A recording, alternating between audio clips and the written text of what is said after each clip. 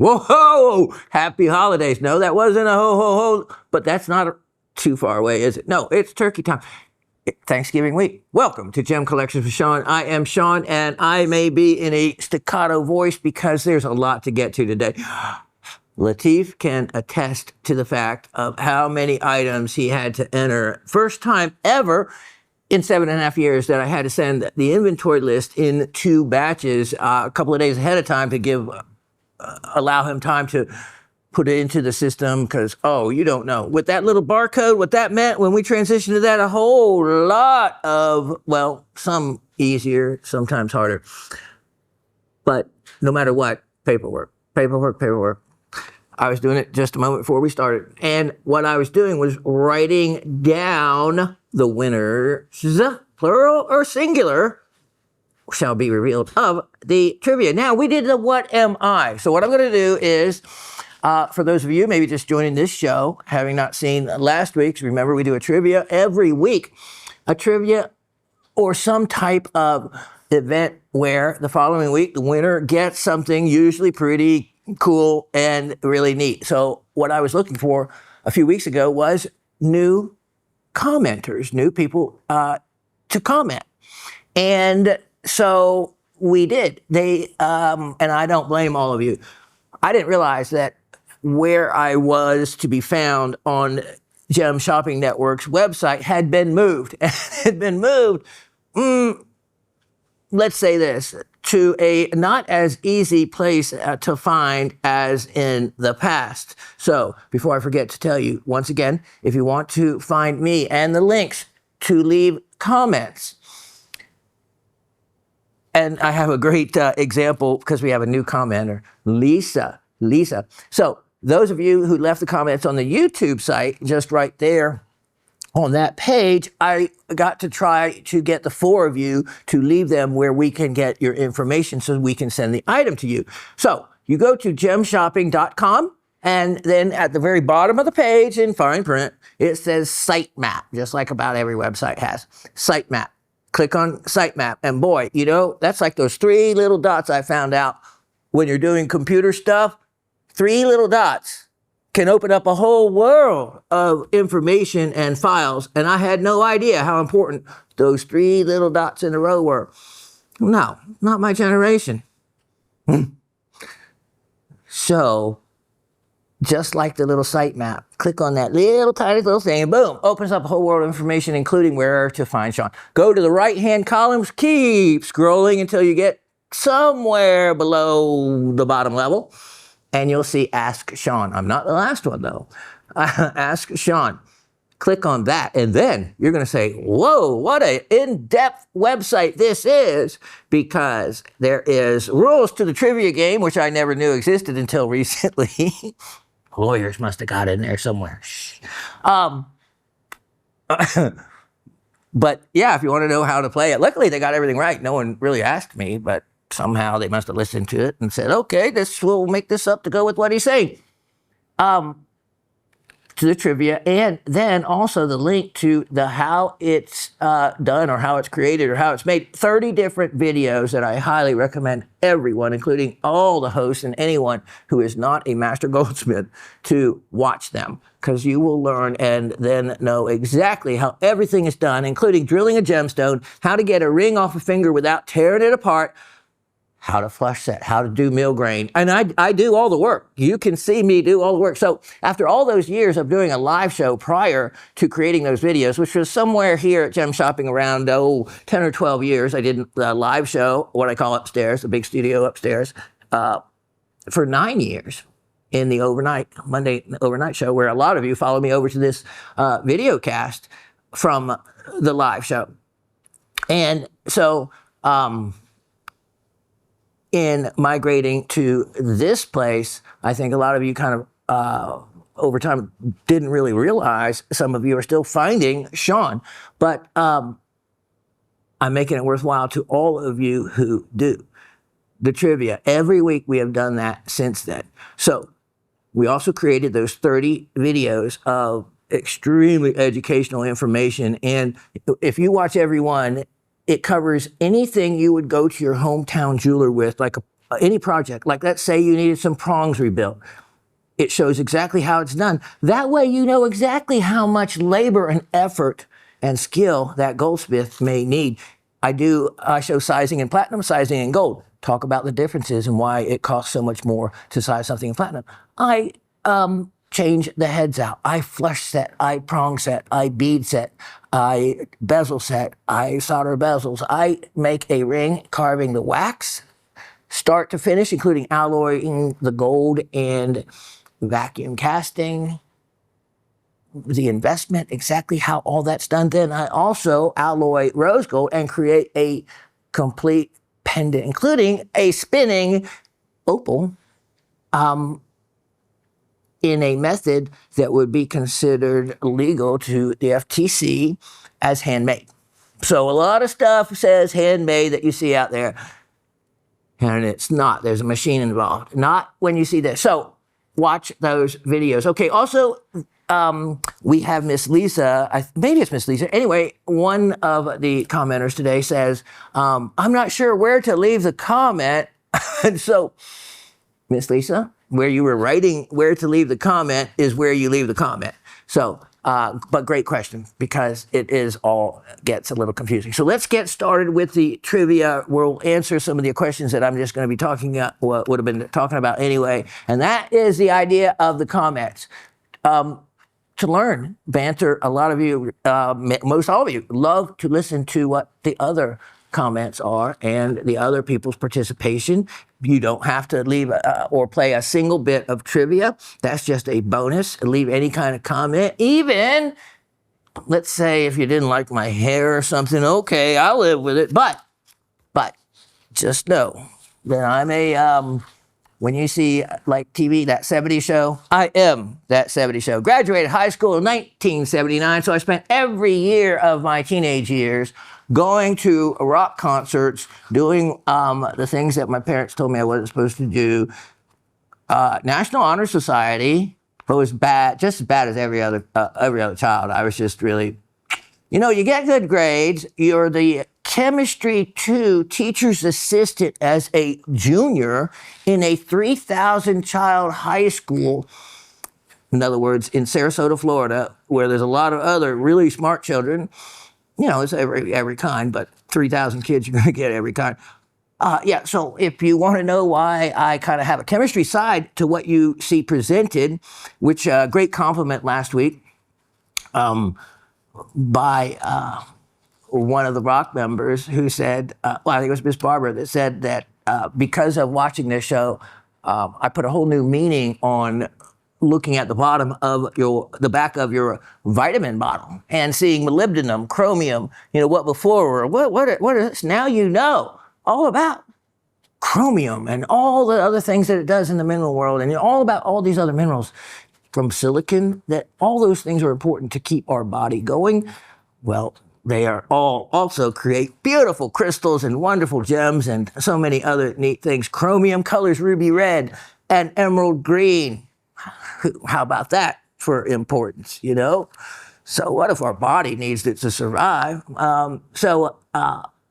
I really appreciate a comment like that. So going to a large high school, being able to take marine biology in 10th grade, I got a science side to my education, and also had it to where my boat, was dry docked, and I would just call up the marina, which is probably wiped out by now by the hurricane, call up the marina, and I knew the old guy really well, and I tipped well. I mean, back then it was like $5 and he would put the boat in the water, fill it up with gas, and I would literally skip school. Yep. Head right to my boat, get the boat and go. Sometimes a whole day, sometimes half a day, and sometimes it was so close and easy to do a quick trip around the bay, I could be back in before my next class. And if you get good grades and you don't, wind up in jail, you do everything, really on the, take the high road in your interactions with people. There might have been some transgressions, but they're often overlooked or not as serious, or overlooked is a good word. You know, you're a great student, you know, and that's all I can say is being, getting good grades and being a good student and wanting to learn allowed me to be just as kind of a rebel as the bad kids that would get in trouble. They didn't know, what it took to just be able to do it all. One of my best friend then, his dad was the director of the Shelby Botanical Gardens. And he was a leading orchidologist. He's been in National Geographic. He has like 7 or 8 orchids named after him. He's the one that whose son, I went, just he and I, and stayed at the Biological Research Station, which no one was there at the time. So we had this huge research station. We had a cook, but we only had electricity for an hour. That was when I was in Ecuador. And literally washed the clothes, pounding them on the rocks in the river. That kind of remoteness. And but we did get to go on an expedition into the jungle. And I was telling Raven the other day, it came up, of course, a storm, rain, regular afternoon thunder showers and rain. We were under the canopy of the rainforest, under an elephant ear, except the variety this was, the elephant ear was absolutely huge. It was so loud and deafening, the sound of the rain coming through the canopy of the trees, through all the different layers as it fell and hit one leaf to another, to another. It was louder, I'm going to tie this back around, than a rock concert, to where my friend right next to him, I was shouting as loud as I could to him. And you had to read lips more than you could hear. It was deafening. And that experience is what I take away from the rainforest. And also getting a good cooling off from the stifling humidity and the heat and the insects and the bugs. And all of our favorite type of fly, the bot fly. Oh, don't we love those? B-O-T. If you ever really heard of those and wonder what they are, go look at some videos. All right, let's get started. Now, first, I have, because it starts with Miss Arlene. Miss Arlene, and Miss Arlene is one of our newest commenters. And she also, so she got the free kyanite necklace. And so those of you that left your comments on the YouTube side, I'm going to mention it again. Please go to follow what I said to the sitemap, then to Ask Shawn, and then to that section, and it will guide you if you read it. And there, you can just leave it where it says your information and a comment and what to do to receive your kyanite necklace, because I want to make sure you get it and get it to you. It's free and it's pretty cool. So, Miss Arlene, I am having to read your comments off the phone because if you can see here really quickly, it is somehow, for whatever reason, I'm getting it with a black background and a white script.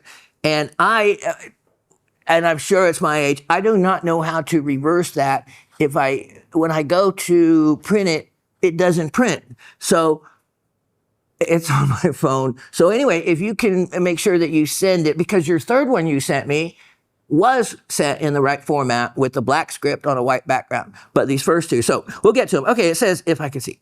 Hi, Shawn. This is from Miss Arlene in Texas. I was thrilled to hear the mail carrier's horn yesterday, signaling the arrival of my kyanite necklace. The packaging was exceptional. We have an amazing shipping department, and even the scolophytes and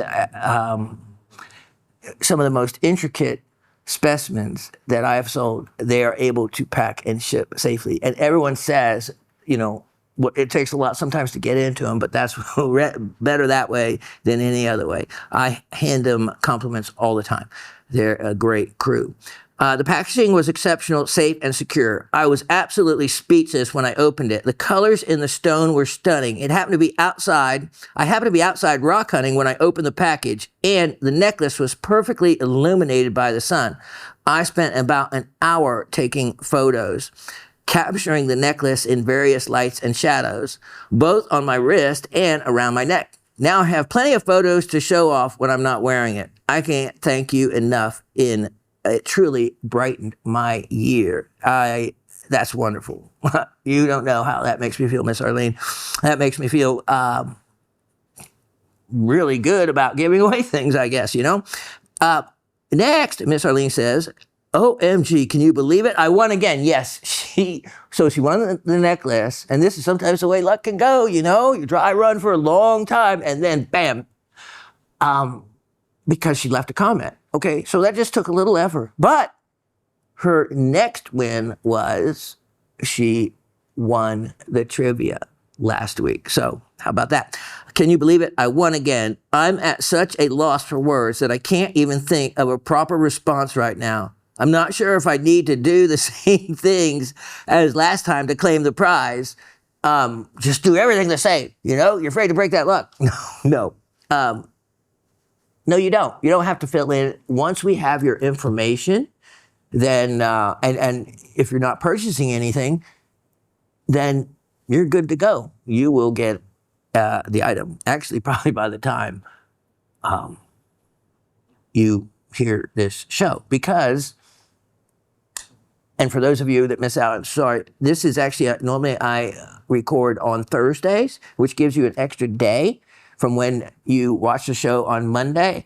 But this is Wednesday due to the holiday schedule. So I'm shooting Wednesday this week. So it kind of shortens your time frame tomorrow. And I apologize to those of you that miss out on the trivia today for that reason.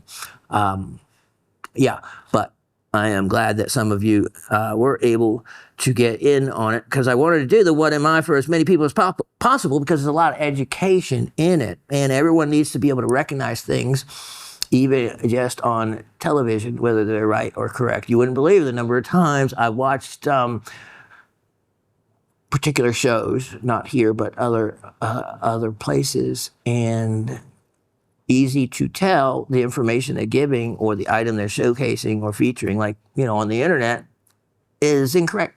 I'll tell you about one of those stories here if I remember in a bit. I'm at such a loss for words that I can't even think of proper response right now. I'm not sure if I need to do the same things. Nobody took take care of that for you.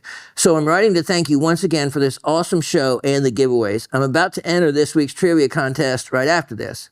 Oh, and last week, my AI generator auto-corrected jet to coal.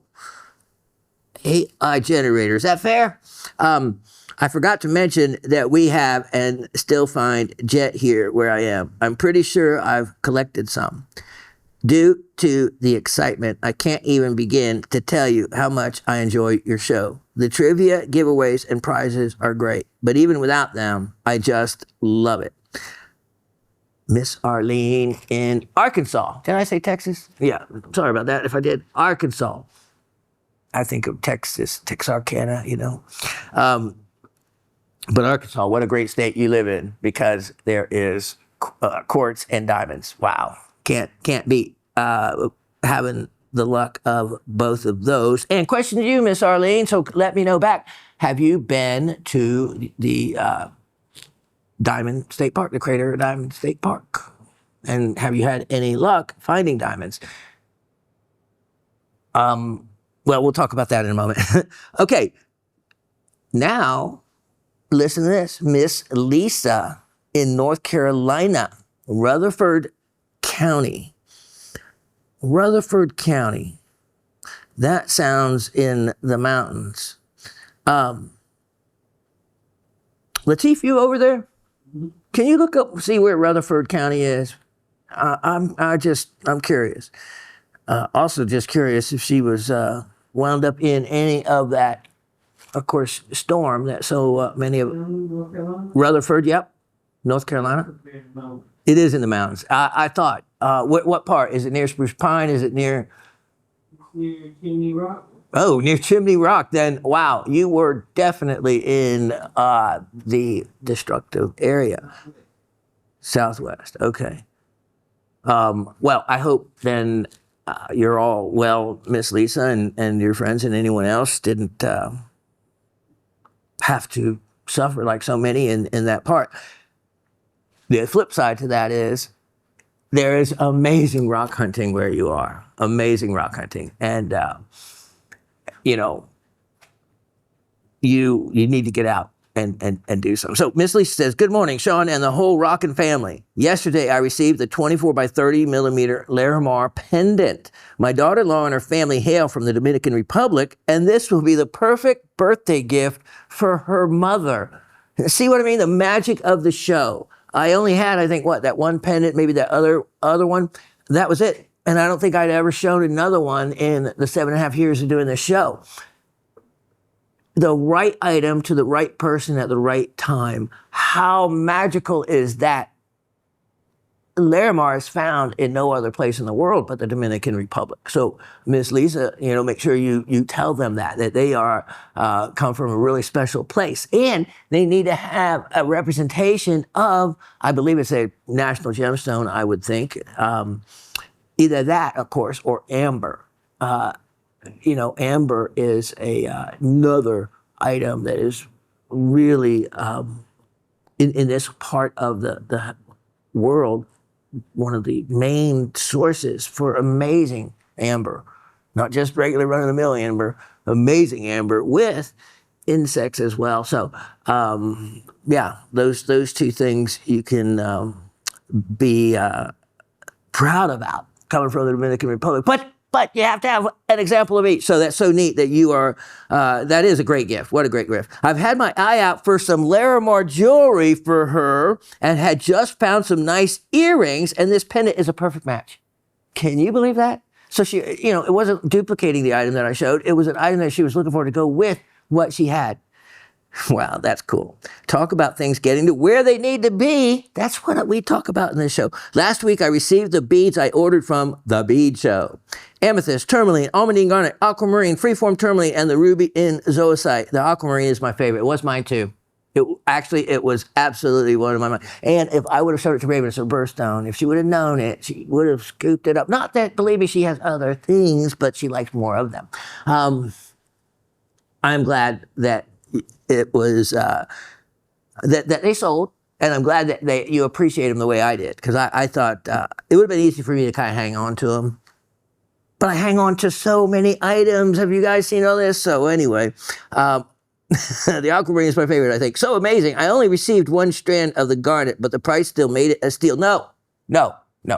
It didn't make a steal. I'm going to make it a better steal. I have already sent a message to the Christie Keeper, as Mr. Brad calls her. She is in the inventory department and handles this show. And she will make sure that you get the number that you were supposed to. That happens when there's like 2 or 3 strands to like what I consider one item, and that's the way it's considered. And the one item, it contains 3 strands as far as a computer item number goes. So it's that part is kind of easy to overlook sometimes. So I apologize for that. If that happens with anybody out there, doesn't matter the cost, you're to get what you paid for. I will see to it that you get those other strands. And you're not the only one it happened to. Anthony had the same issue happen. He didn't get all the strands of tiger eye that he should have. And all he had to do was mention it. And, I'll make it good. I hear how excited folks get when their free gifts arrive, and it sounds just like me when I get things I had to pay for. I probably look and act ridiculous sometimes, but I'm just a big kid when your packages arrive. Thank you, thank you, thank you. Lisa sorry to mention your county, but it was Rutherford. I only mention it because it's actually a county I see for location of a lot of other mineral specimens that I've had before at different times. And Macon County, Franklin, North Carolina, is there's even roads named after my family there. So I grew up every summer rock hunting, and 200 acres my uncle, my dad's brother, had, and apple orchard, but it was backed up to the Nantahala National Forest, and we had free reign. and I found amazing things on that property. So I love Western North Carolina. Unfortunately, but though those who already have lived there, your value has gone way up. Unfortunately for so many of us now, if you just want to try to go buy a place, beautiful mountain country isn't just,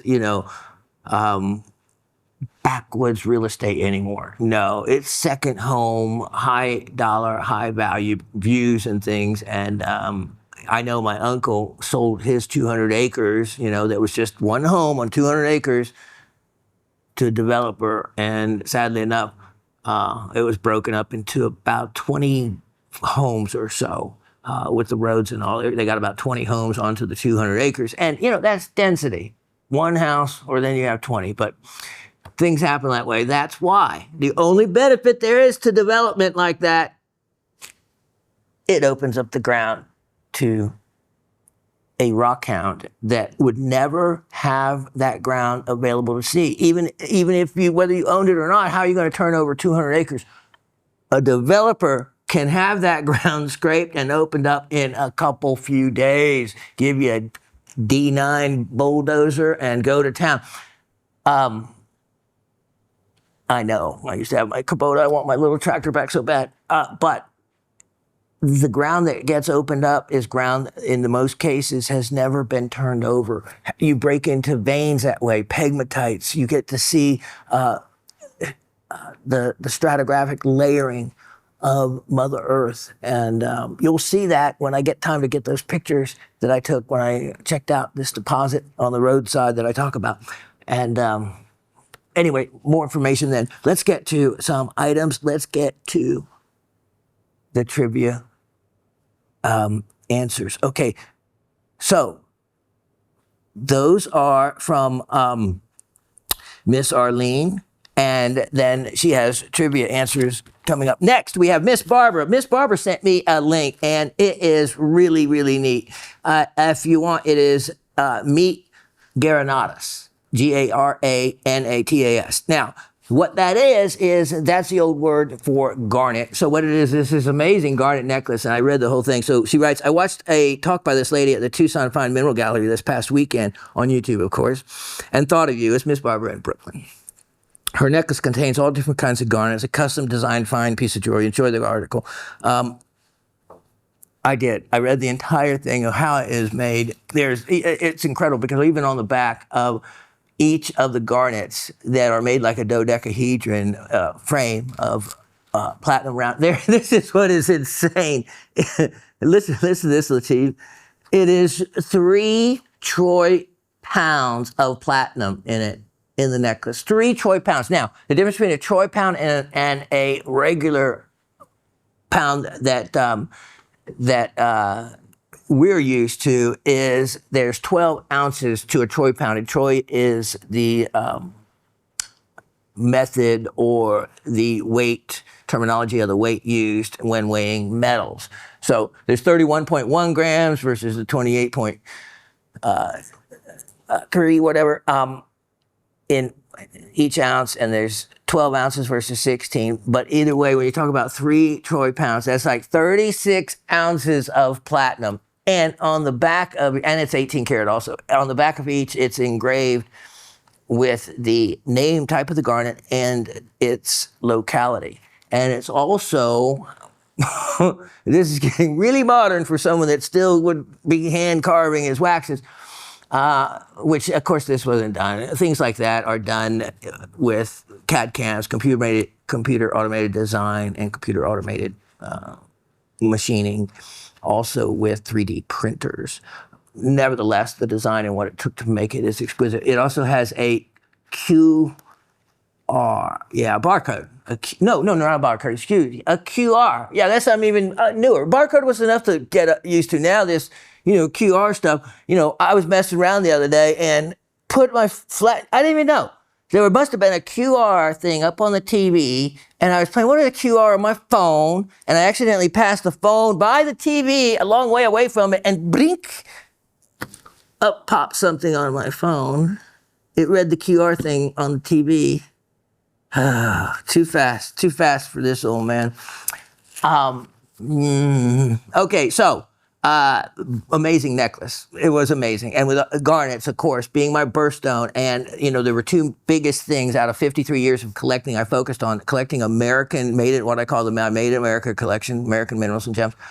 And the other was my birthstone, garnet, which with the 6 different families and all the subfamilies under, they don't synthesize garnets. It's very difficult. They can't do it. Basically, and there is very little effective treatments, if any at all, that you can call done to garnets as well. And you can spend from pennies a carat to tens of thousands a carat. So your whole range. All right, let's move on. Miss Arlene says, okay, for the trivia.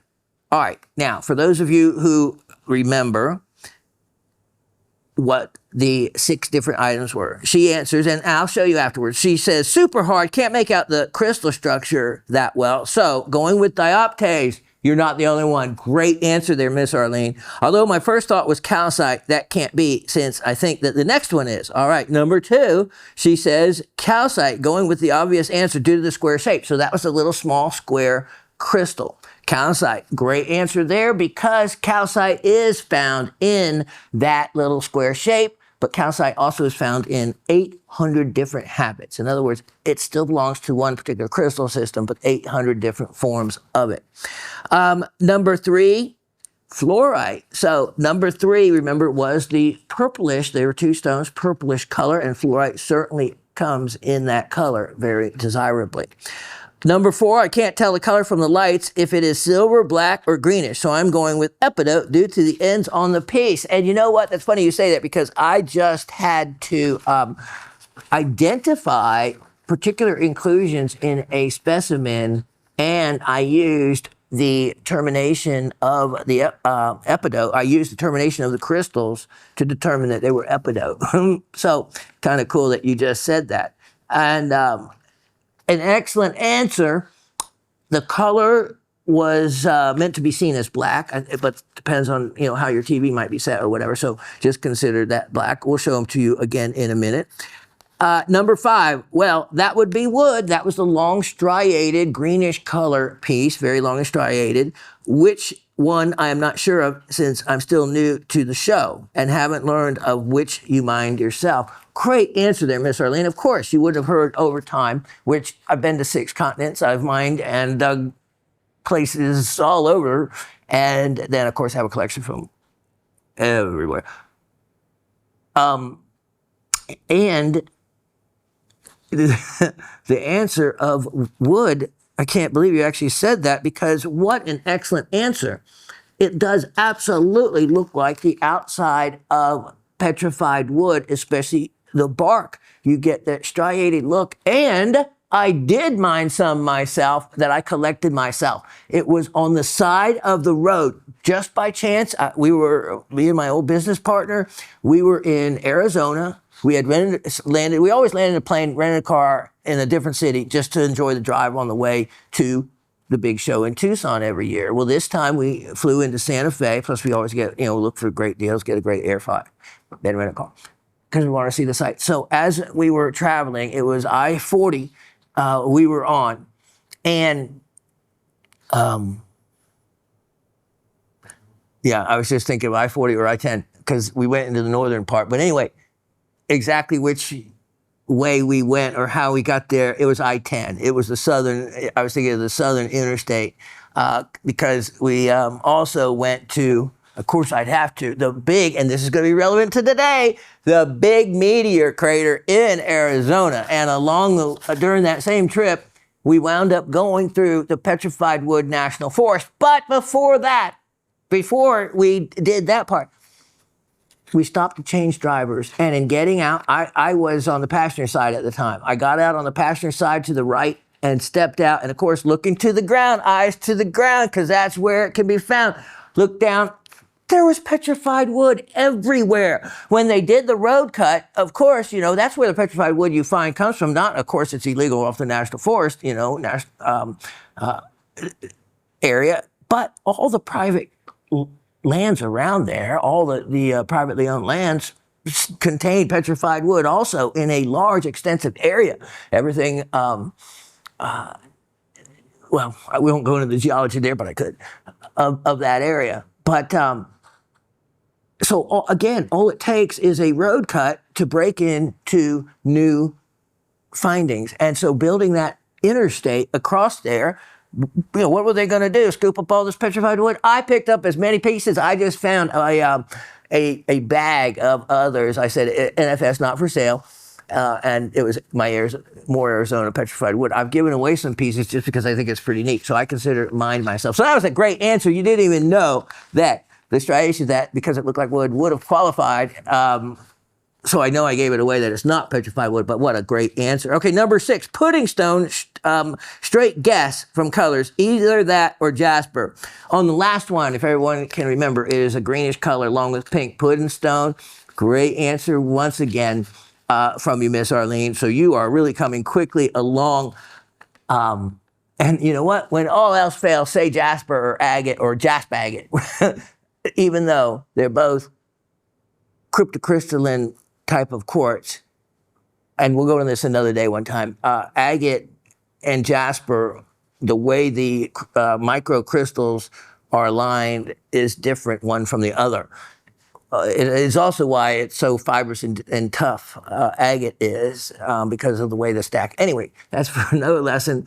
And so many people say something is a jasper, and it's so far from it. I'm showing a run of a few of those stones today, if we can get to them, and if I quit talking. Okay, let's go ahead and so anyway, that should finish up. Thanks again for the trivia contest prizes. Absolutely love the show. Your number 1 fan, Miss Arlene. We have Mr. Anthony. He says trivia number 1, apatite.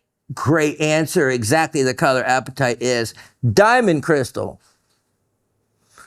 Tanzanite. I'll tell you what, I'm just going to go ahead and say this as we go. So Miss Arlene, your answers were so close on every one. Just a little bit off.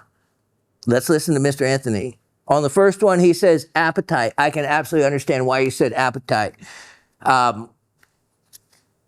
But that is incorrect. Number 2, I'm just going to go ahead and say what number 1 is, because Mr. Anthony goes ahead and gets all the rest of them right. Number 1 is actually dyed quartz. Number 2, he has diamond. You're exactly correct. That is a diamond crystal, number 2. Number 3, the purplish stones, tanzanite. Tanzanite. I had just shown some of that material, and both. I had shown that parcel of diamond crystals only 3 weeks ago, and I could not believe that only one person bought one. I'm not offering the rest for sale. I just wanted to see how many of you would actually, well, I don't want to chastise anyone, but really I thought more of you would get that one. It really surprised me. The cubic crystal form, the color, the shape. So, yeah. Anthony got it right. Number 3, tanzanite. We had shown those recently. Shoral tourmaline, the black tourmaline, the trillion, the triangle shape, and black.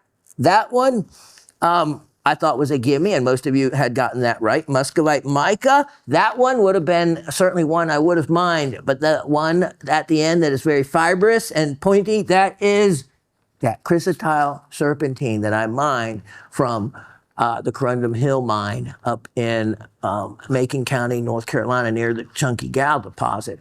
And now it's in that mine, remember, where I told you that I went back to collect more of that exact material with my son, and they had not only gated it, but they drilled it in, welded a gate on it, so secure. Nobody can ever, not even a scientist, can break in it. Plus, there was an acoustic listening device. So what they're doing is, I told you before there were bats in that cave, and they're monitoring the bats in there, and I respect that. So no more from that mine, but if there's one deposit, I'll find others. And the last one, the green with the pink, it can only be, and a cabochon, one item, Unikite, named after the Utica Mountains of Virginia. Unikite being green epidote and pink feldspar. Let's show you. Well, hold on. We'll get to the rest. Okay, so that's Anthony. Hang on. Sorry for a quick comment. Hope this makes it in the early Wednesday morning, and it did. Good job. Miss Cindy says, hello, Rock family. Wonderful show this week. All the spheres, boxes, and owls. Groovy indeed. So Mr. Anthony got 5 out of 6 right. Arlene, we have trivia envy. Georgia moonstones that Shawn collected. Very nice. Yep, and it was the last batch of them that were tumbled. The what am I? Dioptase. See, another dioptase. So, Miss Arlene, you did great with that answer. Miss Cindy is a longtime rock hound, and the same, and it does have a dioptase look indeed. The thing about it, as far as dyed quartz, wait till you see it again. It's tough to recognize it as quartz because the crystals are broken up. And I knew that would probably throw everybody off. Number 2, chrysoberyl on the little square stone. Number 3, tanzanite, getting that one right. Number 4, dravite tourmaline. I accept that because dravite is just really closely related to shoral tourmaline. And there's even black dravite. So yeah, well done. Number 5, mica. 2 micas for that slivery piece. But remember, mica in most all forms has some type of reflection back. It's a phyllosilicate, meaning layered silicate. And the layering, and the way it would split, it splits off as splinters, not as layers. We'll show you that in a minute. And number 6, unakite. So well done, Miss Cindy, getting 3 of the 6. Hope everyone has a wonderful week and a Thanksgiving if it applies to where you are. Miss Barbara says, hello, Professor Shawn, Raven, GSN crew, and the whole Rock family. A wide array of lovely items this week. Unless Asif has friends who are indigenous people, he won't get to visit the Bear Claw Formation with the Ammonites. No. Most people don't get to ever visit the mines or anything like that. It's just a beautiful place to go and exotic where most people don't. Not the Bear Claw Formation. I'm just talking about the Alberta, the Canadian Rockies. Canadian Rockies. That's the really cool part of it. The piece you were offering has at least 5 of the Roy G. Biv colors and is therefore highly priced in the gem market. Mo colors, mo money. Well, now you tell me, because I thought I was offering it cheap for the beautiful look. What she means by, those of you that know your colors and palette probably knows, I had to kind of like study it for a minute. What's Roy G. Biv? Red, orange, yellow, green, blue. Blue, yeah, I guess blue. Indigo for I, maybe, and V for violet. It had absolutely that. It had the red, the orange. I'm going to say it had probably all but maybe one. So I can't believe you found some Scooby-Doo-Rite. Better known as, Scooter-Rudite, but here, Scooby-Doo-Rite, Raven's other alternate word. Oh, and guess what? So I gave Raven the 6-item test this morning when she was setting up. I couldn't believe it. She nailed everyone. She knows a dyed stone. I can tell you that. I've showed her at shows over the years because one time she brought home, poor little girl, she was so proud of her buy, some malachite and azurite beads. They were mixed, and we see the two together, so technically it could be possible. But I showed her upon a loop. Looking closer, it looked like the turquoise where they were pieced in together. And then she had also bought some malachite beads. They were fake. And I showed her what to look for. And I actually have fake malachite, so we'll do a lesson on that at some point, as I like to show you what to look for. And so anyway, she's been real attentive ever since then. And luckily it was a dealer we knew, and we took him back. And of course he gave him back, and he acted like he didn't know. I find that hard to believe. But they were good ones, but they weren't real. And he concurred by the end of it, just like I called out the dealer at an Asheville show that was selling wonderful, genuine ammonite. And I spotted a piece that was done with foil under a glass dome. And it can look very genuine, but it's not. And so it was a delicate situation as far as the relationship goes with the person I was with. They bought a lot from her. And he actually didn't call her out on it. Maybe he was afraid it would cause issues. I just showed him what to look for so he could avoid buying it again. Maybe even the dealer didn't know, but if you're selling that kind of material at that level, at the wholesale level to other dealers, you would think that you would know. And so anyway, that's for another day, another story. So yes, I did have a piece of scooterudite that I can't believe I actually offered. And your Bahia emerald sculpture reminds me of the work of John, Papa John, are you kidding me, who also brought the odd black pinpoint opals to the market from that area. John, Papa John, Miss Barbara, is, Ravens is my buddy. It's been a while, but for several years, we bought a lot from John, Papa John. We just like saying his name. And I'm going to try to do this delicately and say it delicately. Raven collects a certain type of carving, and John, Papa John happened to specialize in them, but they were carved out of emerald. Okay, so I bought one for her. I mean, she has many in different sizes, okay? And yes, ladies, if you go to a gem and mineral show, they don't only carve spheres, they carve elongated objects. So use your imagination. You know, 2 spheres and this, you know, you'd have a set. What I found that I thought for Mother's Day would be a perfect gift was that item, and it was an emerald. It was she still doesn't know how much it cost me.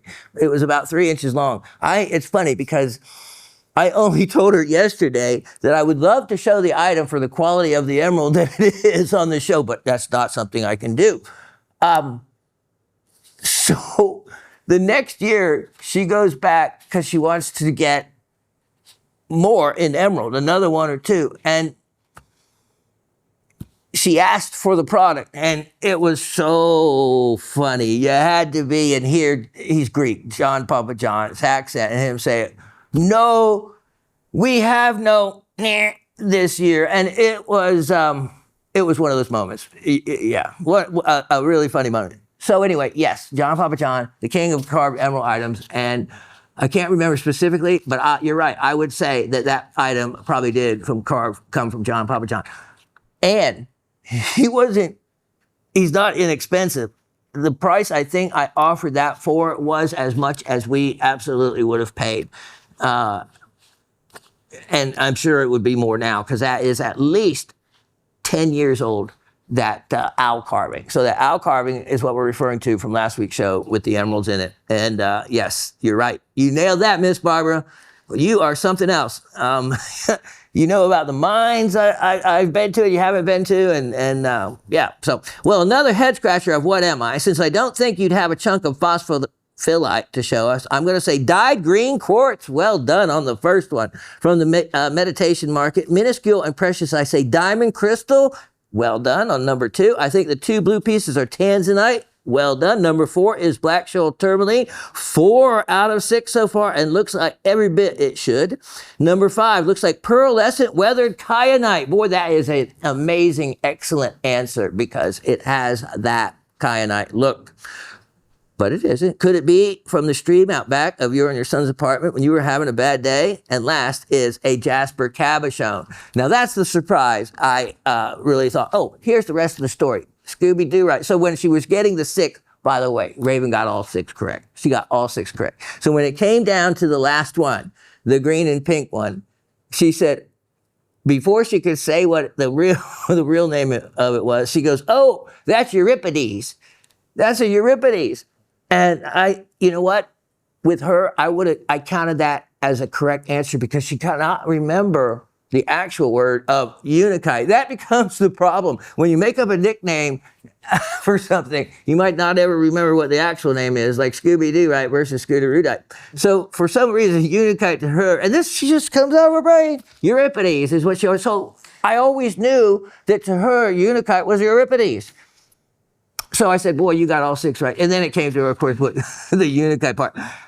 I was real proud of her, actually. 6 out of 6. I was real surprised, but she went right down the line. It's like, okay, well, but she works for Zenove. She sees amazing pieces, not the rough version of them, but okay. The weatherman has promised 1 to 2 inches of rain this Thursday. Happy, happy, joy, joy. Fires in the city parks are getting scary and too close for comfort when you live in a row of attached ancient wood houses circa 1883. Miss Barbara, oh my goodness, those old houses. I mean, some of them they're redoing and, big bucks. Have you ever seen Edgar Allan Poe's home? It's just some brick and some wood, but very much like those shotgun homes, that they call them now. Of course, a lot of those, like in DC, really, really expensive and valuable. 1883. You know what that means to me? I would go in with my metal detector and I would be working the walls, any fireplaces. Who knows what kind of, if walls could talk, kind of treasures you have in that place. I'd be finding them. Have a great week and start cooking those sides for Thanksgiving. Happy holiday, everyone. Miss Barbara from Brooklyn. Miss Gabby joins us. Hello from a soaked Emerald Coast, but we do need some rain. Lots of cool stuff, Shawn. Loved your carvings, especially the labradorite owl. She wrote something different. I think it's autocorrect. It's nothing bad. I had to look up, make sure it wasn't another meeting. Parliament, but not spelled right. So anyway, she'll see it in the writing. And not quite sure what she meant by that, but the only thing that was really labradorite was that labradorite owl.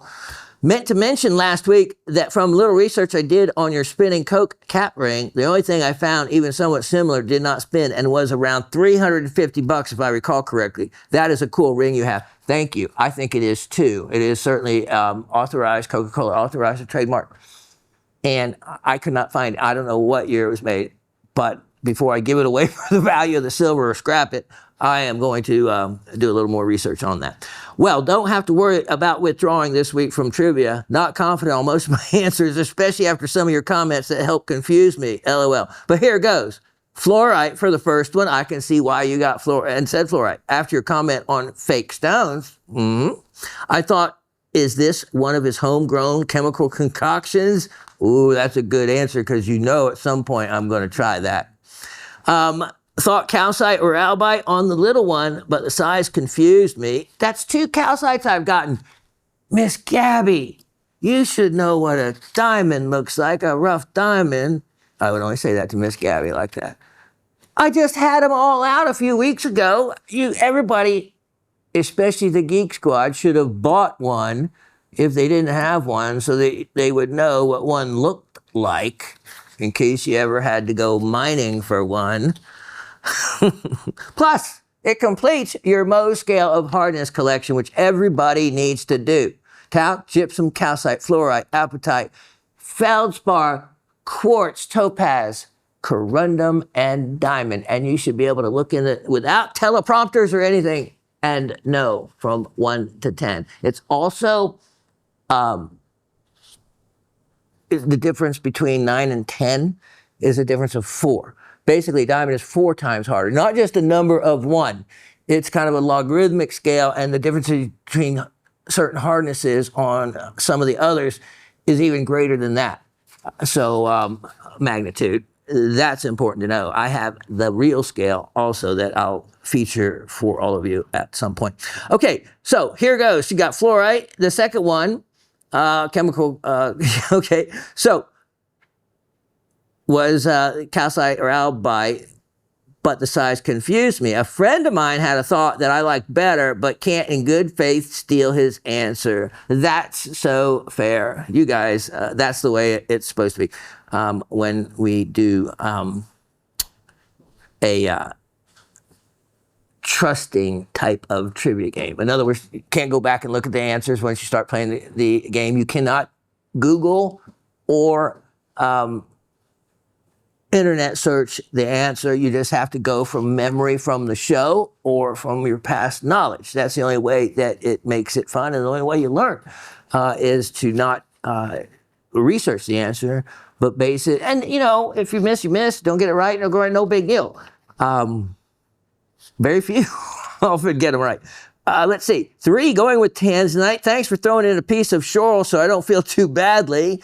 And got that one right. At first glance, I thought mica on the 5th one, but you said you mined it, which made me think kyanite. Another kyanite. It does look like kyanite. Went back and forth, but going with kyanite at last, unakite. Phew. Later, from somewhat embarrassed gem geek, Miss Gabby, 3 out of 6. That's quite all right. I knew I had made them harder, and that's why there's enough of them so that some people can get one right, and I would understand, especially with new people, to get none right. But if you get none right and you have answers that make sense, that's what's important. That means, I always give myself, when I'm trying to define something new, I'll write down the different ones I think it could be and narrow it down. And it's never, unless it's something easy, one I know straight away. And by narrowing it down, then you look at those first and look up information on those. Now, when you're doing something that you can't go and look up information on, or Google the question, then of course in this kind of thing you can't do that. But certainly afterwards on researching, it is really good to do that, to see why or how. And it's really neat to go to like Mindat and look at the pictures of all the others from other localities and see what they look like. Latif, let's show them the 6 different pieces, and then we already know who the winner is, I believe. Check these out. Okay, so here is the dyed quartz, and you can see from the back, the green, that it was just broken from one of these large type of quartz geodes that they end up often dyeing the backside of them to hold them together. Often there's some other kind of minerals involved, but these crystals, when you look closely, you can actually see dye lines in between, and that's why at the time I brought out and mentioned to watch for any fakes. Let's see if I can show you any of these, because we talked about, in the cracks having darker areas. And it's kind of tough to see in these pictures, but properly backlit in person, you can see darker areas that are within the crystalline form. And when you think of what other items could they be, I am going to do a little more research, because most of these are broken and you can't tell, but there are some terminations that are definitely quartz-like. I would love for it to be something else, but when you actually see this in person and you can see the different dyed areas, and then you see the classic area for quartz where there is a layer of agate beforehand, it really gives. Oh, here's the other thing that you maybe didn't spot, but I knew if I said it, it would give it away from not being maybe as fake. Here is goethite, and they are sprays of goethite that are in the quartz, and that makes it, there they are. When it looks like a broom straw, see these? You can't quite see them quite so well, but there's 2 of them right there, and when they look like the end of a broom, then you know that they are at least natural, but that it is an inclusion in quartz. Okay, here's the diamond crystal that was a real surprise, because I had only showed a parcel of them only a few weeks ago. Cubic crystal system, which is isometric diamonds form in. Here is the tanzanite crystals that were probably a brownish color before heat treatment, but this color is very, very indicative almost all the time, that particular color of tanzanite. Here is the shoral, when you see from the end the triangle shape to it, and you can see that this is just really black. So it's, elongated triangle, but it doesn't matter. It's these rounded 3 sides that are rounded like a trillion. This is the splintery, and I do mean splinter. You get a splinter of this in you, it's going to hurt. Serpentine. And yes, you can see also that serpentine can have a glimmer. It looks a lot like the gem variety we featured in rings the other week as well. Antigerite is another type of serpentine that is that beautiful, looks like very much like jade. In this variety, it's chrysotile serpentine and forms splinters. It also a splintery type look.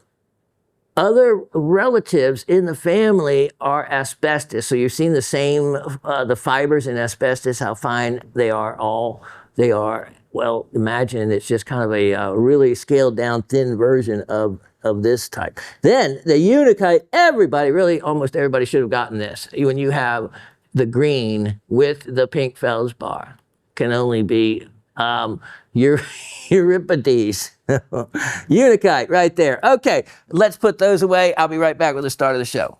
Okay, so as Asif kindly reminded me, you're not going to give away anything. Well, yeah, I just wanted to give Mr. Anthony a little bit of a heart flutter. Congratulations, Mr. Anthony. You know, 5 out of 6. You did amazing, amazing. Of course, everybody did, but the way you wrote it, especially this morning in a hurry, because I saw it come in, I was actually collating and gathering up the comments when your answer came flying in. And you nailed it. I'm looking at it again right here. I mean, except for, and it was a great answer on the first one being appetite. I also did a hardness test, by the way, which is so effective. I tell all of you, hardness tests work. It quickly told me that it was a quartz hardness of 7. So there we go. All right, look at this. It's almost kind of a weirdly in the shape of Georgia, kind of, sort of. Wow, look at that. And the neat thing about this is it is a completely natural piece. There is not a glass dome over it. There is not a doublet. This is really, really, really thin, the actual amylite, aragonite layer. And that's why you get that color. If that layer gets thicker, you get your oranges and your reds. The green being the next lower color, the rarest colors being blues and purples, which usually is indicative of very thin layer of the aragonite. But you have actually some blue in this piece. And, you know, I don't even know until we turn it certain ways exactly how much color. But Mr. Anthony, I know you make jewelry, and boy, all you have to actually do is drill the top of this if you want. But I know you go beyond that in your level of skill. And this is either a great keeper piece for yourself. Look at that, just a bail through the top, drilled, natural looking, or make something really nice for a client or for yourself as well. So that is going to be a trivia envy item, no doubt, because it is a valuable, usable, organic gemstone. Organic gemstone. There is only a few items in the world that you can call an organic gemstone. Pearl being one, you know, organic. Petrified wood being another. A lot of people don't actually think about that, but remember, it starts off as a tree. So you have 3 items there, and the pearl world covers a lot of the different type pearls. And when they added amylite, they didn't add amylite as an official gemstone until I think around the 1970s or so. It was only discovered, I think, in around 1908. So relatively newcomer in the gem world and in a far-flung place as the Canadian Rockies, so in the Bear Paw Formation. All right, let me put that away. We have a lot to do. Well, I seldom come back and talk to you after the trivia part, but we are going to start the incredible presentation. And what I'm going to start with is nothing less than what I would have to call objects d'art, or however you say that. They are amazing masterpieces of lapidary skills. Not done by me, but for those of you that have been around long enough, and that would be prior to 7.5 years ago, watching the live show, and occasionally in the last 7.5 years, I have released 1 or 2 gemstone knives. What I am talking about, now you may see, and I've internet searched what a gemstone knife, what it comes up is a regular knife, steel handle with a couple inlaid gemstones, mostly inexpensive cabochons, maybe turquoise. What I am getting ready to feature and show you are true gem and mineral handles. The hafting, that's connecting the blade to the handle, is done by the artisan's wife. And I am talking about Kelly and Laura. I can't tell you the number of museum quality pieces they have created and that we have sold here at Gem Shopping some over $7,000. That one was a boulder opal handle of nothing but glorious fire with a green obsidian blade of about 7 inches long. Now, that said, what I want to stress is this is American artistry. It is even important enough that I put it in the graphic. American artistry. These aren't made overseas somewhere. These are literally taking the material and hand napping. There's two methods. You take something hard like a nail and pressure flake. You do that for something like obsidian. If you dare try to do the old-fashioned flint chipping, you would easily break the blade. He's created blades out of opal, blades out of obsidian, those type of items, out of quartz, those type of items that fracture so easily. The other method is flint napping. That's where you take another piece of flint and you have something more durable and you hand nap it. Either way, he's hand created these blades by hand napping, and they're sharp enough to cut with. I mean, they are sharp. The handles are basically large cabochons, double cabbed on both sides, having to be symmetrical. Many years ago, I asked him to sign them, to initial them. Anyone could buy these. He never thought about it. He was that kind of simple, humble artist. But over the years and selling so many of his knives, I helped build him into an artist. And many of you, if you've been to shows, you've seen these knives. Those are my artists. Now, what I would pushed him on. I pushed him away from just using agates and jaspers and just obsidian type blades to much more exotic type of materials. A huge amount of labor goes into making these, and I'm not so sure he's even doing it anymore. Really, I haven't had much contact with him. I haven't purchased, as I've told you, every one of these items have come from my own personal collection. If I'm offering these knives, they are personal pieces, and when you see them, for those of you familiar with what I've offered, you're gonna say, wow, we have never seen any knife like that you have featured or showcased ever before.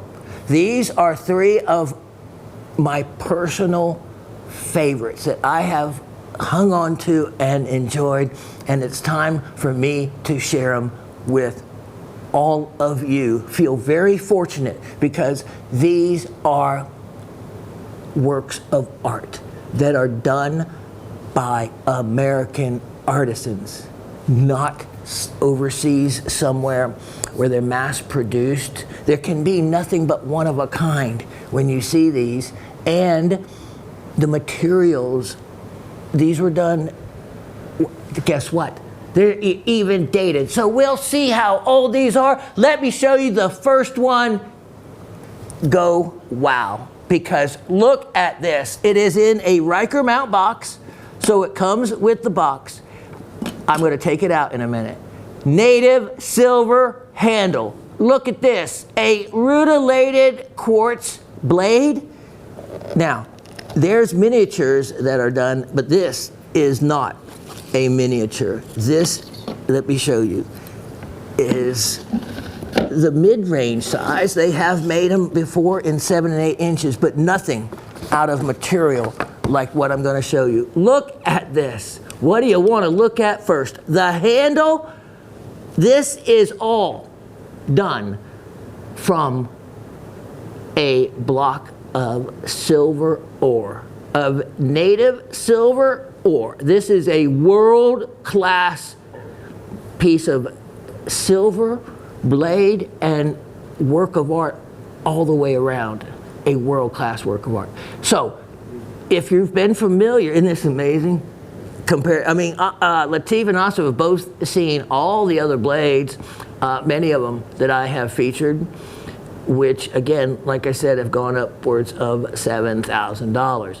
This one is the only one ever that the handle is all mostly native silver. I had another one not long ago, maybe in this show I think, that had a band of native silver that went through the diabase and an epidote matrix, but not, look at this, all silver. Now, there's a lot of other silver ores like aconite,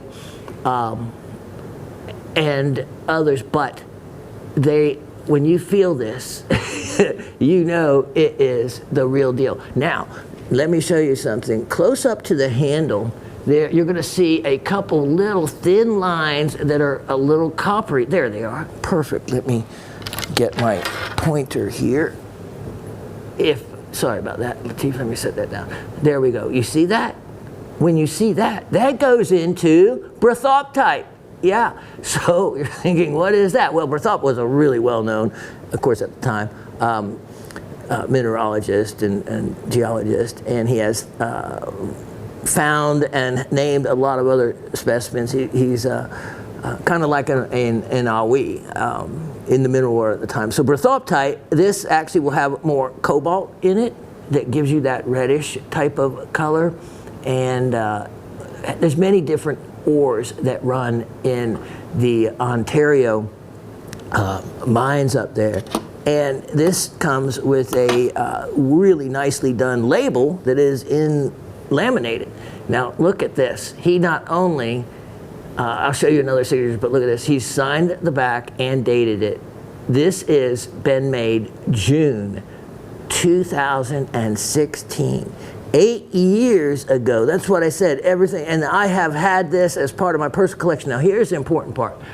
His signatures for one of his actual genuine works are always right there. Underneath the handle, that's where I told him to put them, KJ right there. You could tell he was being real careful not to slip and mess the metal up, because it's easy for a burr to grab when it's pure silver. You can feel the weight. This calcite, it fluoresces. So here's the other side, just a little calcite. This might be a little bit of the aconite. Look at this, it's neat because you get to see the color contrast. The little bit of copper color right in there, another different type of mineral. Again, probably the brothoptite. And then now the blade. Look at that, rutilated quartz. Can you imagine what it took as far as nerves in doing that, and then even a nice soft polish upper edge to that. Now, this isn't just like flat, stuck against a flat surface. No, I've seen the whole process. The blade becomes notched. The blade is notched. The handle is notched and made to receive the blade. Then I'm just going to say this because they were so true to form, but they changed it just for, well, when I tell you. She actually used to use genuine catgut, as it was done in native times, or not ancient, but it wasn't that long ago, and probably still is done.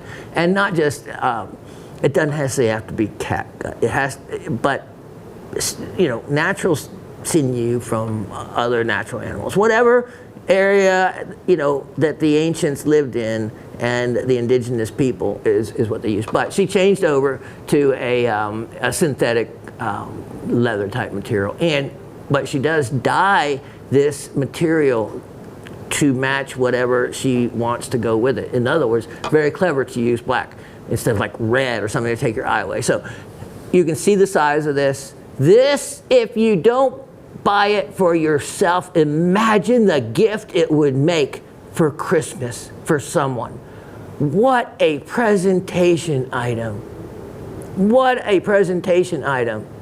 One they made was out of a natural deer antler handle. Now remember, all of deer antlers, all that family, they fall off every year and regrow. So they can be collected off the ground. And by that fact, I actually found an 8-point deer rack in my backyard. It made a perfect display for his knife, and he was willing to pay me big bucks because it looked so good. I gave it to him. Alan, you know Alan, if you watch this show for any length of time, an incredibly wonderful guy. You know, he's retired now for second or third time, but it looks so good. The natural handle. So what I'm saying, and why I say that, because you can use anything from a simple display like that, which of course it's neat because it puts the knife at an angle, The clear plastic doesn't take away, and you can see straight through with the rutilated quartz. So, you know, anything solid you're going to see. So it makes a easy, simple display. Or you can have something really nicely done, or create something yourself and make something yourself. There's many, many ways. Don't just maybe leave it, or you can leave it in the Riker mount box. But the Riker mount box is a great way to keep it safe and secure. Do not, and I did it just that way for presentation, but do not ever just put it in the Riker mount box unless it's just up for display with the knife just against the glass. When I store it, I put padding between the two, just to let you know. Okay, opportunity on this knife. There will never be another one. This type of ore material that it took to make this handle was one of a kind. It was sourced and there was nothing else available. I mean, only maybe with, like you saw the other handles, which I was involved with a lot of the materials that they used over the period of time. And the silver was the most difficult to be able to source a piece that would actually polish out that large. Now remember, this isn't just cutting. To do pure metal like that and get a polish, it's a lot harder to do. And Gabby's husband, John, would know, because he works with everything with wood and metals. It's a lot harder to actually polish a pure native metal like that than it is a piece of wood or a agate or jasper. Native metals are difficult to work with. So stunning piece. The calcite could have fallen out and ruined the whole thing. You know, all of a sudden, it could have just overcut and crumbled out. You just don't know the stability of it. But by this time, if it goes through all those processes and is this secure, then you know you have a quality piece of material, an incredible quality. The weight is it has a great feel as far as the knife goes, but it's heavy, as it should be when it's pure silver for the most part.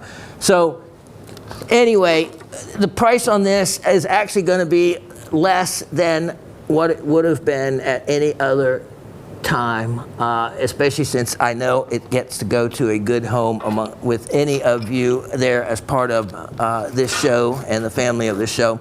So I'm going to offer this when I think about it, it should be twice this opportunity, because I'm still thinking pricing from 8 and 10 years ago. Let's make it only $548. Only $548. That is one of a kind. I know Latifah's sitting here saying, which means, Shawn, that's too cheap. Now, let me show you, in case you miss out on that, let me show you item 12-216-24. 12-216-24. Now,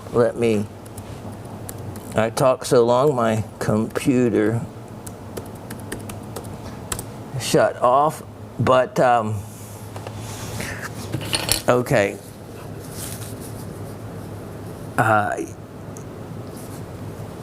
I'm just like in awe at looking at that piece on the monitor. We have a big screen monitor, and it looks as beautiful in person as you're seeing it now. Okay, let me show you. And another jaw dropper. I'm not kidding you. You waited a long time to see any of these knives. I never showed them off. This was my private stock. And I got to enjoy them. And now, a little begrudgingly, I want to share them. Take a look at this next one of a kind. I'm just going to push that back there for a moment. I'll show it to you in the box first. Look at that so you can see the color. Libyan desert glass and the finest quality agatized dinosaur bone. Read that for a moment. Look at that for a moment, and then we're going to talk about it for a moment. Libyan desert glass, also known as impact glass, also known as a difficult word to pronounce, le chatelierite, or something close to that. No, it is. Okay, so look at that blade. Look at that quality. Most what they refer to as Libyan desert glass is never found that large. That is considered a large piece of desert glass. Now let me show it, and actually let me put it up here, excuse me. Now let me just show it next to this knife for a moment for a little bit of size comparison. And then I'm going to take it away so you get to see the two. Wouldn't that look amazing? I mean, no limits. If someone wants to buy all of them yourself, well, nothing I can do. I'm not putting limits on them. But, okay, so we're going to take this one away. And I wanted to leave that just for the moment. Look at this. Libyan desert glass, le chatelierite, is the mineralogical name given to it, named after someone, obviously. It is from the West Desert of Egypt, and it is the closest to pure molten silica you can get. It is formed at 1800 degrees Celsius or higher, and the only time you ever find it will be, see how, if you guys were sitting in front of me, there would actually be a lesson plan where I'd have these things in order, so you learn in the order. Then you could really get bored. Wow! Wow, awesome! He just said then you can really get bored. Oh, man. Just a joke. Poor guy, all these years haven't been listening to me. I thought he was learning something. Yeah, but he gets to go. Lesson plan. Yeah, that word lesson plan always was a scary thing. To hear have a teacher day off for lesson plan day. Right, there was no such thing. They were doing no lesson plan. All right, Libyan desert glass, le chatelierite. Now, the only other way you'll see it formed is part of the lesson plan, fulgurites. I showed you one just the other week, right? It sold, by the way. When I showed you the glass lining of the inside of the fulgurite, not the outside, that was just some sand stuck to the molten glass silica part. It took the heat of a lightning bolt to create le chatelierite. It took an impact of a meteor to create Libyan desert glass. It is impact glass. It's also found at the bottom. See how I tie all this together? The Arizona crater. Well, there's only one, a giant crater. I've been to the edge. They don't let you go to the bottom. But they have found this material at the bottom of the crater. They actually hadn't found any of the meteor. It just vaporized. Now, this was, they figure, either a meteor exploding over the desert or a meteor that struck the desert, but they cannot find the actual impact site. A bunch of scientists all confused as to where it is. Some say it's here, but it's not been defined particularly exactly where. But this glass is strewn across the desert, quite rare.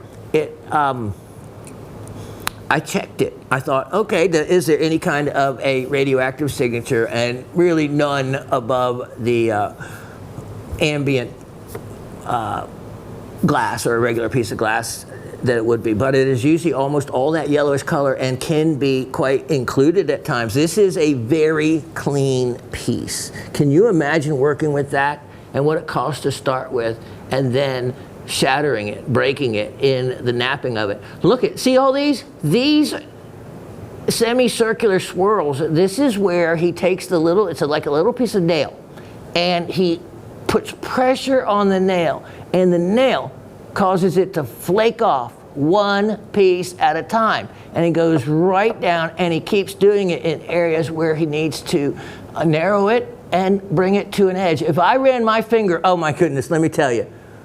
Latif is laughing. He knows where I'm going with this story. It's embarrassing, but so true. I used to show these, and I sold a lot of them, and I would play with and talk about the sharpness of the blade. I cut myself 3 different times.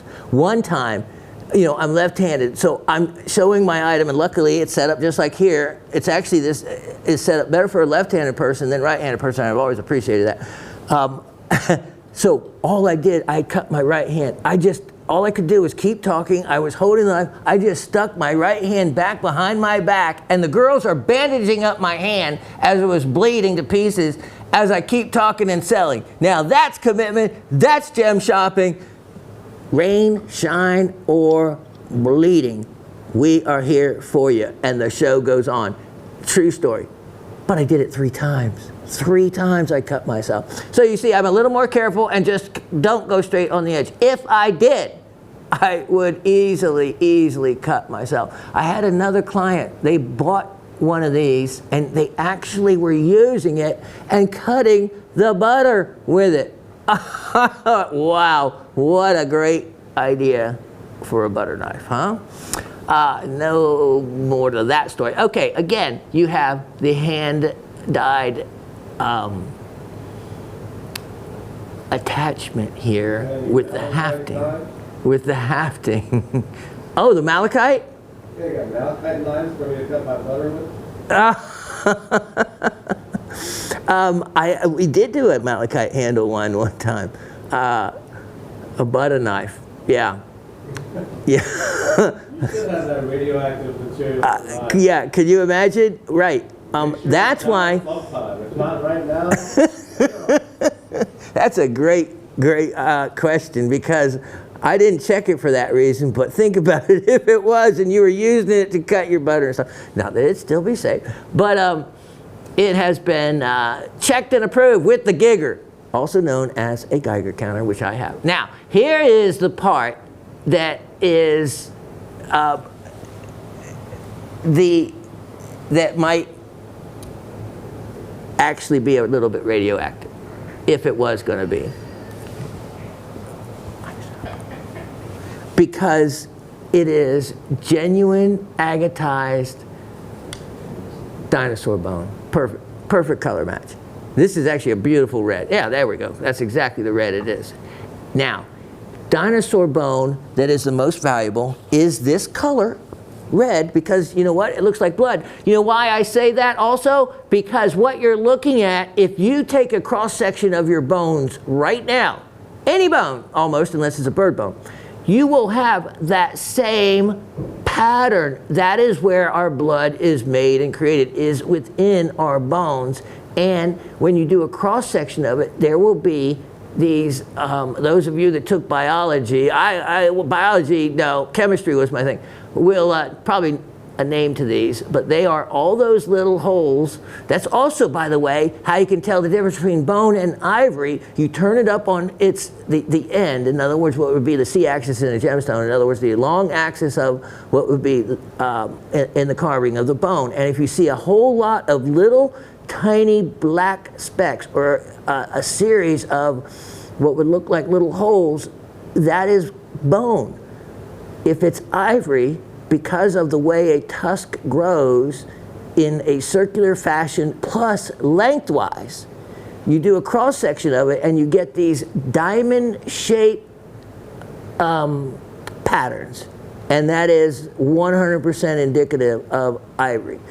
And start looking for them. Start looking for the difference between bone and ivory, and you'll learn. I have some, and I'll do a lesson one of these days when I have time and a bigger show. So anyway, what's real rare? This is 100% definitive that this is bone, that this is dinosaur bone. When you see this little pattern of vesicles or whatever you want to call it, and what is filled in them, agate. And for it to be red agate, it's kind of cool because that is, what would be the color of actual blood. Who knows what dinosaur color blood was, but we'll go with red nonetheless. Now, if this was just a cabochon like this size, it would be valuable, rare, and expensive. This is an entire handle of the best grade you can get of dinosaur bone right here. Look at that polish. look at that polish. Now here's the other neat thing. You can tell the difference in hardnesses between the agate and the black walls in between. So because of the difference in the reflection. So that's kind of neat. Dinosaur bone, Libyan desert glass. Two things that take you back in time. They're not sure when that meteor hit, but believe me, it was probably back tens of thousands, hundreds of thousands, millions of years ago. The dinosaur bone, that is going to be, of course, prior to the Chicxulub impact meteor. So 66 million years or older. And this is from the well-known Moab, Utah dinosaur deposit that so many beautiful fossils have come from. So this is from that area and that deposit. A stunning quality piece. And again, one of a kind. It will come with the label that you see right there with the Riker mount box. And this one is, again, some of the best quality material. We had other knives that sold for less, but again, they were out of materials that were much more common, albeit rare. Even like the green obsidian, as rare and as beautiful as the green obsidian was, its Libyan desert glass is much more rare, and larger pieces are very rare. So when you get to the rarity factor, yeah, and the Libyan desert glass has it beat hands down. And the handle, you can get regular and find wonderful dinosaur bone, agatized dinosaur bone, but pattern counts for everything. And you can get dinosaur bone that is sold as dinosaur bone, polished and whatnot, but you have no idea whether it's natural, genuine, or not. One thing they cannot replicate and duplicate is this pattern and the differences in the hardnesses I showed you upon the polish. This is, without a doubt, when you see this, and you can see the surface of the polish. If the surface of the polish is perfectly even like glass, then you need to question it. These are things you're never told. When you can see the pattern when the light reflects off of it, and you can actually see the pattern of the what's the difference between the agate and the dark lines, that's what you want to see. Then you know you have a piece that isn't just a piece of agate or a piece of glass and whatnot, because they do fake nice high-end quality pieces of dinosaur bone. But if you know what to look for, you won't be fooled. You get them from the right place, you have no worries. This, of course, gem shopping, the right place. You can return anything and everything. I bet I could probably sell 5 of these if I had them to sell. But only one lucky person is going to get it. The Libyan desert glass, it wasn't even discovered until 1932 by a group of international scientists. I think they were probably international treasure hunters, or, you know, kind of like but anyway, we'll go with that, sure. Remember also, all the movies that you see Indiana Jones in, they are all, if you noticed, time period wise, based in the 30s. And yeah, so this was found in 32. So maybe it was scientists, or maybe it was scientists / treasure seekers. Either way, Libyan desert glass was a good score for them to find. It was used by ancients, though, thousands of years ago. The Egyptians used it as gemstones. So, so the scientific word for it, though, is le chatelier, right? And it's found in the desert glass, impact glass, and fulgurites. Price on this guy, it's a one-of-a-kind opportunity, especially at only $488. $488, and you have an object of art, or if you have a really dear, kind friend that you want to give the gift of a lifetime to, how perfect is that? Now, let me show you. Item number 1221-524. 1221-524. And this is the last of the 3 that I had set aside all these years and am offering. Again, Riker mount box. So I won't, well, I won't show it. You know what it looks like. Riker mount box. Let me show you. Take a look at this. Take a look at this. Now I'm doing just a size comparison for a moment against the other. We're going to remove the other and replace it.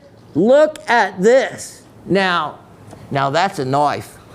That's a knife because that is gem quality materials being used in the making of this beauty. Look at this.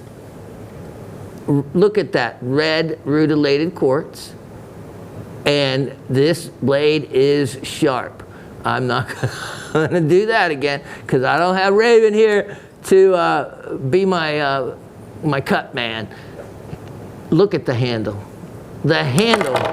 And they can be dropped carefully though. It's all in the skill of how you drop it. That would have been embarrassing. About as much as when I cut my hand. Okay, let me show you. Let me get a little white background here going. Look at this. I want to show you tourmaline. Look at the tourmaline crystals in that quartz. And the red rutile. Look at how the hafting, how she dyed it green. Very clever. There's the KJ on it. And let me verify on the other, since I didn't show you. There is the signature right there on the dino bone, KJ. You're getting the real deal. Now, look at the tourmaline. Also, look at the irises. The irises in this, they're everywhere. You just have to look at that. Focus your eyes on all the rainbows, and that's just about as beautiful as, look at that, as if there were no tourmalines. What let me see. What a bonus I think the tourmaline is. Look at that. That is almost like a cat's eye to that. That's kind of weird, like it has its own light. Where that's coming from, I'm not too sure. Okay, well, there may be some type of cat's eye thing going on. I don't know. That's really cool though. That rotate. Look at that iris in there. That looks like opal. That's so fine. Green tourmaline. Look at all that iris. Look at those tourmalines. Now let me backlight this a little so you can really see the color. Look at those. Look at those. Really fine stuff. Oh, yeah. Wow. What a beauty. What a beauty. That's one where, you know, you get something like this and you just look at it and look at it and look at it and look at it in every way. Look, I see new irises every time. Look at those. So I have so much more to show you. I'm going to get moving on here, but look at this. This is the last of the knives. You may not ever see another knife presented, but I tell you what, any one of these is such a collector piece. They're real gemstone knives. Real gemstone knives. And believe me, you could, if you wanted to use it for nefarious purposes, it will work every bit as good as any other knife. Let's just say it was the only thing around you had to grab. Well, it will do the job, whether you cut someone or you stab something. I like the way the pattern, see the pattern in the rutile? that cross patterning like that, that is really desirable in a rutile specimen. Okay, price on this, and then we're going to move on to some other things. I have it at a really super bargain. I made this one so it was going to be, well, relatively affordable if you want a work of art. There's nothing else to be said for it, but it is a true work of art. This is absolutely discounting it for what it is. I'm going to offer that one a one-time opportunity. Make it affordable. $368. $368. And you're looking at museum type of artwork and the materials as well. Oh, yes, here's the other thing. On those labels, on every one of them, you can see it. Oh, you have it in the graphics. Thanks to you guys for doing that. You can see, oh, my favorite person just walked in, Miss Noree.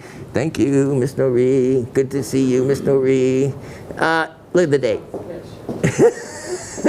There's the date. Miss Noree, she's from accounting. That's why. There's the date, the 16th. And the other one is also made. Let me just show you. So we had this in the year 2016. The year 2016. And then all three of them. All three of them. Here we go. I showed you the desert glass one, the dinosaur bone. Oh, the dino bone was 516. The silver was 616. And here is the other one, which is right here. And then, one moment, ma'am, and then 416. So with that, I'm going to take and put these up and make sure they are safely secured away, because these knives are rarer than ever, and only one person I know in the world can make them. And this is old stock, and this kind of work is work that you can only do for so long, and then you don't.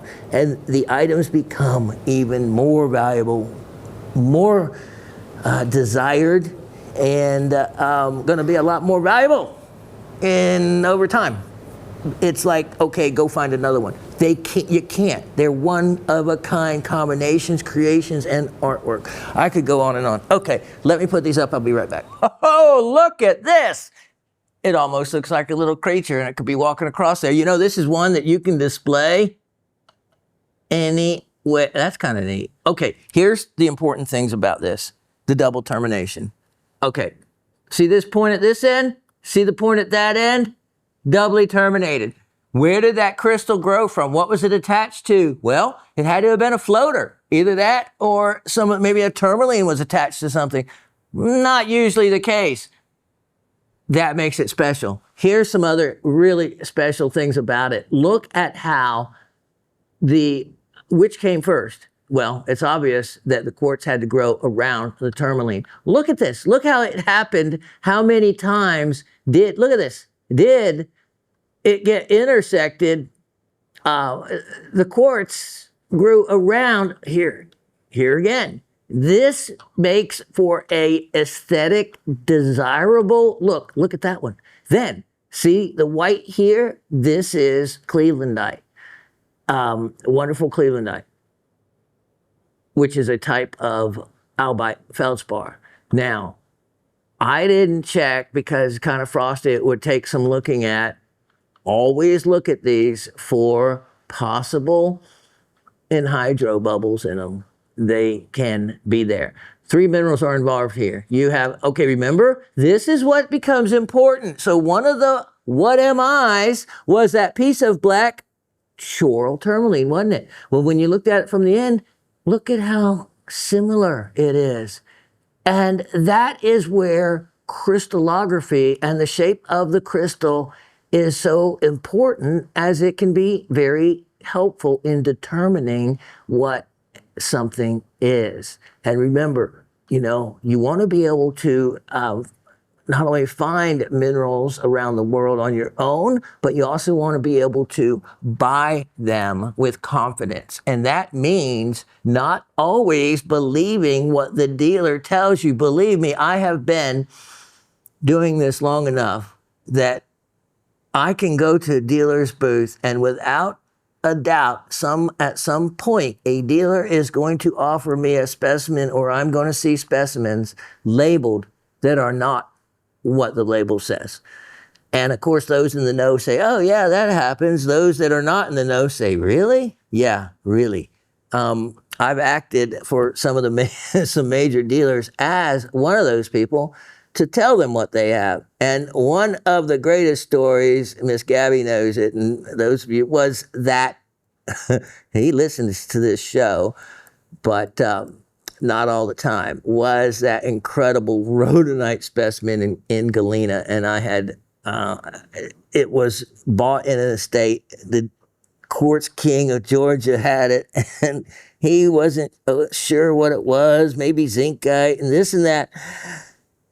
So he sold them to me relatively inexpensively, and with some research, I determined what they were. And that's just it. You know, when they get out of the realm outside of the quartz world, and he's a big Indian dealer and Indian items, you know, he's familiar with. But Australian items, no. And nor were the other dealers it was shown to.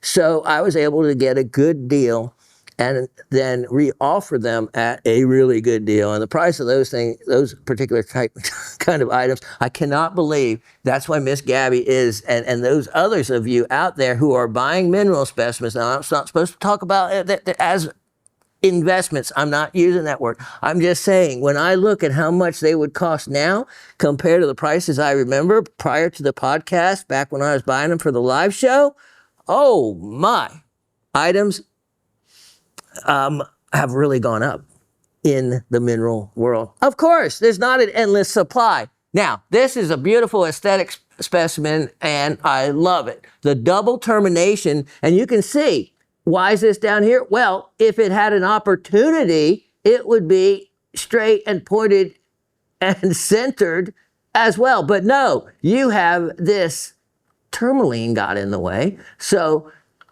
nature altered itself and created the termination a little lower than this one. But how many tourmalines it had to grow around shows the determination of that crystal wanting to form and terminate at the other end as well. I think it is, if only I could see the geology in fast motion in that pocket. This is an amazing opportunity for such an aesthetic looking piece. Only $98.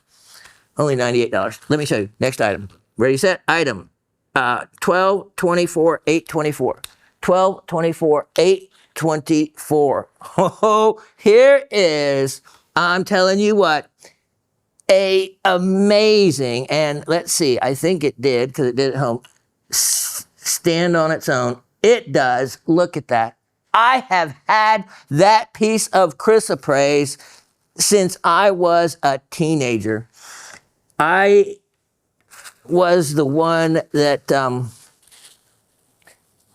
Shawn specimen and cutting rope. From what I can recall, I tumbled it to this point. My goal, and the only time I have any are from this time period, carvings. I wanted to start carving in wood. I mean, not in wood. I'd already been carving wood. I wanted to carve in stone. And one of the first things I did was a petrified wood. I started, and I still have snowman. Something easy. Well, now, of course, I would get more intricate. Well, this, as far as, for those of you that, again, hate to keep referring to it, but it was a big part of gem shopping here. The live show I did, I had incredible carvings of different lizards and whatnot out of chrysoprase from my friend's mine, the Kandala mine in Australia.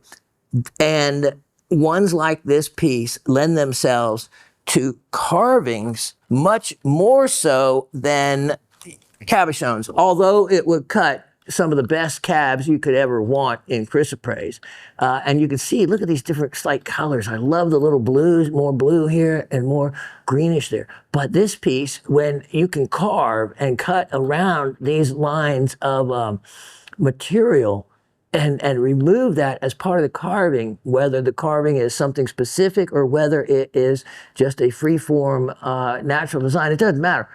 It can lend itself to very little material loss and wind up with a stunning quality of carving due to the quality of chrysoprase. Look at this. Look at that. That is apple green. That is the really good stuff. And again, it would cut great cabs if you want. It's a incredible natural, look at it. So it has, it has a semi-polish. It could be easily brought to a full polish, either tumbling or with a wheel. But either way, the quality of the chrysoprase is some of the finest that you would ever want in a chrysoprase by way of color. It is the good stuff. I've showed you, and we had a lesson before on Polish chrysoprase, Ethiopian chrysoprase, and Australian chrysoprase. And by far, of course, the Australian chrysoprase is some of the finest, or is the finest in the world. Just to show you, give you an example, here is a piece of Australia. Never far away do I have educational items to show you. Here's a piece of Ethiopian material. And although the green and Ethiopian material can be really beautiful, it lacks that neon kind of coloring. So, but it's funny because it has some of the same similar inclusions. But if you see enough of it, you can tell the difference between that and even Polish chrysoprase. But well, that's another story. All right, here we go. Opportunity pricing on this, one of a kind of deal. For being able to get a piece of rough like that. High quality material, only $68. It's only $68. And if you did nothing with it except leave it as a gorgeous display in a cabinet for $68, that is an amazing look. Now, speaking about an amazing look and speaking about carving, I have something you haven't seen. $12.25, $4.24. $12.25, $4.24. And this would have been perfect at Halloween or to Raven any time of the year. Check this out. I have and I collect and love boxes. Well, this is a silver box, except there's a little addition to it. And that is a skull carving. Look at the material. Now, when I was in Morocco, so we have item 1225, 424. When I was in Morocco, this knife maker and box maker and whatnot was so proud of his shop that he took me down underneath it, and to him, it was something to be shown off to some. Yep. You need the info? Yeah. That's it. Yep. Yeah. There's something still ahead. So it's fine if you didn't show it. Okay, so when I was at the shop in Morocco, this knife maker, he was so proud. He said, "Let me show you my shop." Well, he took me through this labyrinthian way, but wound up underneath his shop. And it was sad. I had to duck my head, and underneath, I could smell the fumes of what is a low temperature solder. And there was not a child over 12 years old underneath there. For one, you couldn't stand up if you were much bigger than that. And there was no ventilation. But as much as being a Westerner, we want to knock and criticize that sort of thing. This is their way of life. This is what has been, child labor. That's not new. Early on, kids are put in the fields to work with their fathers. They work in their shops, and it's not for me to judge. It really isn't. It's a different world and a different place. He was very proud of it.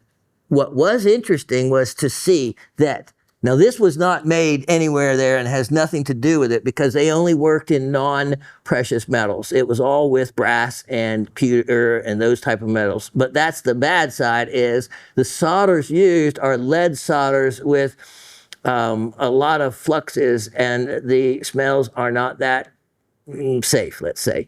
But he was really proud of his shop, and he had maybe 10 kids, and they were, but all this is handmade. What I'm saying is, if it's not this shop, this would be at a much higher end shop. The work that they were doing was of a much lower quality. Now, this box, of course, came from my silver maker, Anna King, and her items, Bali.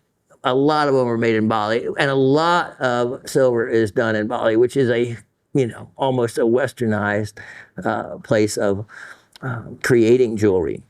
If you want to think about things like that, the Tibetan jewelry that you see, we won't talk about that. That's using some more precious stones, but it's going to be kind of a similar type of environment for making them. This is another level of work, but what I want to stress is how this is done.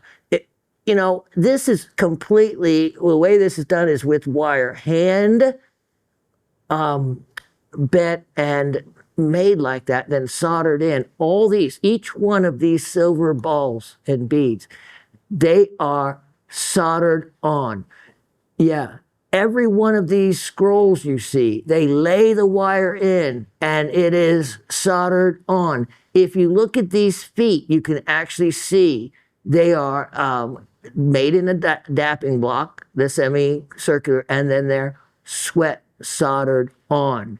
You can see, right here, AKJ, Anna King Jewelry. So she's my silver maker and is of the highest order of not only of a person, but of her sourcing. And this is a really old box. I've had this box for a long time because, again, everything is at least 8 years old plus because I have not purchased anything in all that time. And it was, what I paid for this then was more than what I'm going to offer it today for. These were real expensive. Here is the labradorite. You can see it has wonderful labradorescence at different angles. Look at it. You can see some of the yellows, some of the teeth, and a nice recessed carving. All this twisted wire, you can see especially little imperfections, you want to see that. That, again, a sign of it being completely handmade. Now, let me open the lid. The other neat thing is this lid does not come open like, easy. You don't want it to. You want it to be a secure feeling to it. Now, the fun doesn't end there. So I put this in there. It's just some bubble wrap. I'll show you underneath it, though, but there'll be a reason why you see it. You can see I actually created that circular pattern to it because that way, whether you scratch it or not, it doesn't matter. It also made a neat reflection through the bubble wrap. Now, you probably looked in the graphic already, but there's something extra. An empty box fulfills no purpose. What better goes with a skull than a world-class bloodstone? Let me show you. Look at this. Look at this bloodstone. Beautiful, beautiful Madagascar bloodstone as well. And bloodstone is just like an agate, and the red created from hematite inclusions in it as well, and yellow from other ingredients, so to speak. Look at the size of that. So I just thought it'd be extra. I'm not even charging anything extra for the bloodstone. It is just something I thought bonus to put in the box. So it's not an empty box. This is one of a kind. One of a kind. And it snaps down really well and really tight. And you know what? Even a child would not be able to. It takes a little bit more strength and you wiggle it back and forth to open it up. Price on this, like I said, it's sterling silver. Silver was much less even when I had gotten this. So I think I actually paid, truly $225 for this. when I got it. I'm offering it right now for less. And I don't know why. $178, $178. I know, look at that. I just saw that in the brain. So it just depends again on the way you turn it. I'll leave it on it. Nah, we'll just leave it like that. Look at that. Look at that. Look at that work. And it is ethically done work. After all that time the guy showed me about the knives, I was compelled and I bought several knives from him because it was almost one of those things. It was like a special tour and they kind of expect you to buy something. And, you know, you have to give back to the economies that you venture into. And just because it wasn't the way I think that knives, you know, should be done with the whatever labor the Westerners deem correct. But the reality is a lot of these places wouldn't be able to survive. The kids wouldn't be able to eat if there was not these type of employment opportunities. Okay, what a deal on that one. What a deal. Now, this is, okay. Let's look at item number 1225, 524. 1225, 524. I have a pair of butterfly wings, you could call them. Take a look. Take a look at those. Look at those. Those are stunning, and you can see. Let me take them out, but I'll show them since they're right next to each other for you for a moment. Let me show you that they are matched. They are a matched pair, and you can see by that red line in there, right there going across. See that? So the piece of rough was, you know, cut in two, and that streak is a giveaway that they came from the same piece of rough. Now, this is some of the finest crystal opal you can find, and they can be, you could black the back of them even with a Sharpie if you want to create a really amazing type of black opal look, or just left as they are. And I love the fact that they are an obvious split. So that is hard to find in something of this nature because it's too easy to use a saw blade and it take up too much material cutting through them. I have a price on these that is, again, stunning. $58 for both. $58. Carat 16 of that type of material, $200 a carat. On the cheap, $100 a carat. That'd be $116. Actually, yeah. So that's exactly what? Half that price, $50 a carat. $50 a carat. Big look for the money. Take advantage. Now, next I'm going to show you something from its type locality. A type locality is the original place the material was discovered. Item 1225, 624. And I'm talking charoite. I'm talking charoite at a bargain. Charoite, if you saw how long the chemical formula for charoite is, it's longer than tourmaline. Longer than tourmaline. It is named after the Char River, and at the confluence is where the deposit was first discovered. You have everything from tanaxite. The black is often agarine. Tanaxite is an orangish brown, very rare mineral that you actually want and is very attractive in charoite. You also have quartz crystals that are intermingled with the charoite in most all specimens, but a lovely, lovely violet purple, often with a fibrous nature that causes a reflective sheen on it. These are large stones, and yeah, you can see right there the Char and the Toko confluence of the two rivers. Price on this, you're not going to believe it. You're not going to believe it. And I made sure that it was less than anywhere else you could find anything like this. $28. Only $28, less than $1 a carat. Let's look at item number 1225, 124. And here is another specimen. Here you can see the two side by side. lovely color, a little bit different on the inclusions. You have a little bit more black, which is agarine. You're familiar with agarine. You have some of the quartz as well, and a really intense violet type of color. A wonderful stone. It's amazing that nature forms something like that. And remember, hate to say it, but it is Russian, and that material, again, this is really old stock. I'm not sure what is available out there in the market, but I'm offering this at a bargain. And let's go ahead and do that for only $44. Only $44. All of it is being priced much higher than those opportunities. Now, let me show you item number 12. Let's see what we're looking at. Yep, 1225, 224. 1225, 224.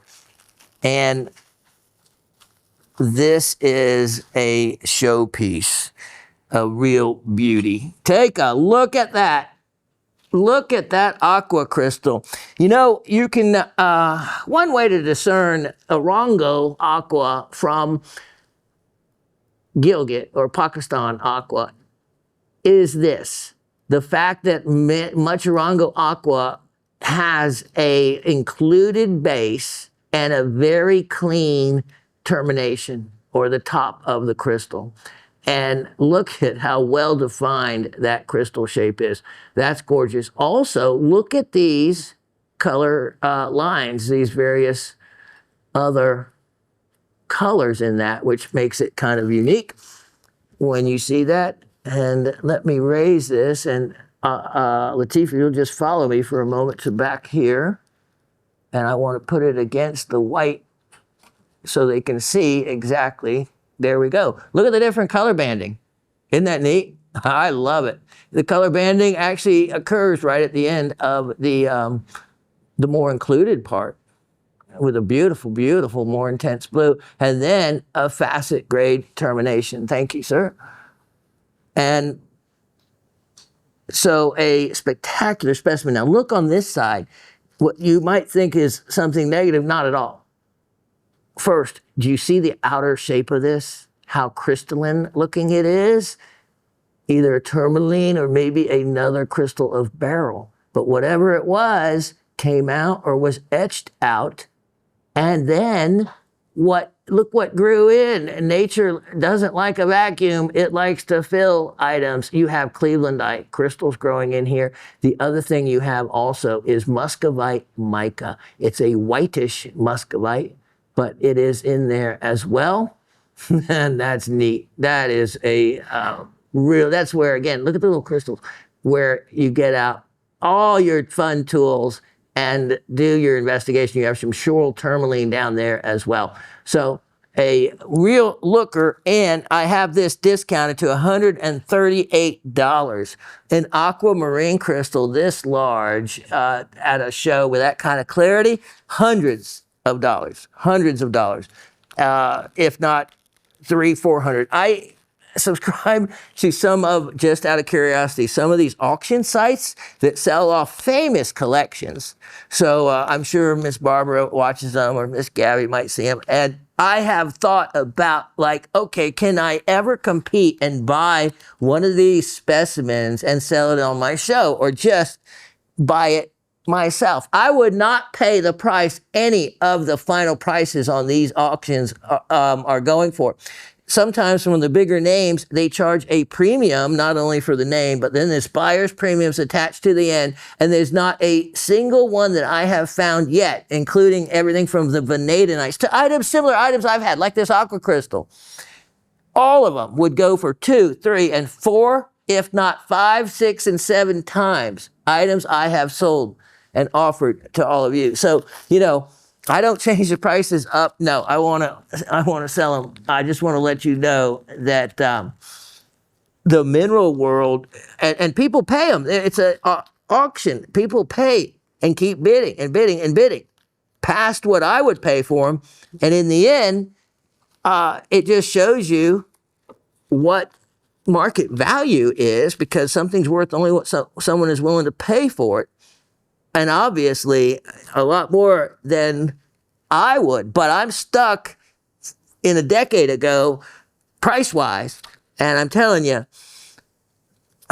items bought here, for the most part, this show, you could turn around and auction them in that kind of environment and get a lot more. I'm just wondering, about things like that. So as I continue to give away my stuff, item 1223, 124, 1223, 124. Maybe I feed off of all you guys such nice comments. Look at this. Let's talk about aqua. Look what I have here. Yes, this was going to be a project. Look at that crystal. Look at that even in here. This is a batch of natural color Irongo. Everything from, look at that. That is facet grade natural. Now, if I heated that, that may turn all blue, or it could be more of like a yellow beryl. Look at that. That is facet grade quality. I kid you not. And the aquas tumbled, or you can cut gems, whatever size, different sizes out of the pieces. This was a batch. Look at that. Look at that. That is, you know how much this clarity grade aqua to buy in the rough, if you could even find it, would run? Those of you that facet or have priced anything like a parcel of rough like this, you mostly can't even find it. This is just old stock that, or estate batches that I've gotten over the years. I don't know exactly the history. Look at that. That is absolutely facet grade. But as is that, I had big dreams. Or to tumble it. What in the world is that? Look at that. Oh, that's a crystal. Look at, there we go. I thought that's not the crystal system it forms in, but there's part of the hexagon right there. Anyway, so much more to show you. So I need to show and go on this. You can have that in 250 carats, 27 pieces. So you're talking about an average of close to 10 carats each. And the entire batch, $88. Only $88. That's a overwhelming opportunity, especially if you cut. But remember, even that one crystal, what's that worth? $40? I mean, you only have to pull out a few of them and see your money on them, and then the rest is free, basically, or you can sell it to somebody else. Give away some. You know me, I like to give away stuff. Item number, everyone's going to love this. Item, wow, boy, how's item 1222, 224. 1222, 224. And talk about some old stock. How would you like to get your hands on that? Well, you can. Old turquoise like that. And I'm talking about old. When I'm talking about old, I know this is 30 to 40 years old. I have had this batch for a long time. Look at that. So it's just natural nuggets taken out of the ground and tumbled. And you're going to see oftentimes, like discolorations here, turquoise, one of its things that it loves to do is absorb stuff. That's why old turquoise, if you have a blue turquoise set in a piece of jewelry and you wear it and enjoy it, well, it's only a matter of time before it absorbs your body oils and it turns green. It's one of a sign of a natural old piece of turquoise. If you seal it and do all that other gook to it, it's not going to be able to absorb stuff, and it doesn't change color. So green turquoise is often a good sign that it is a natural piece that was enjoyed and loved, especially if it's worn, and it turns green with time. So look at these pieces. All you need to do is drill them and put a bail, and they are a pendant. Look at this. Look at these nuggets. Wonderful, wonderful shape. I love it. They're true nugget look. They even make nuggets, fake nugget looking stuff.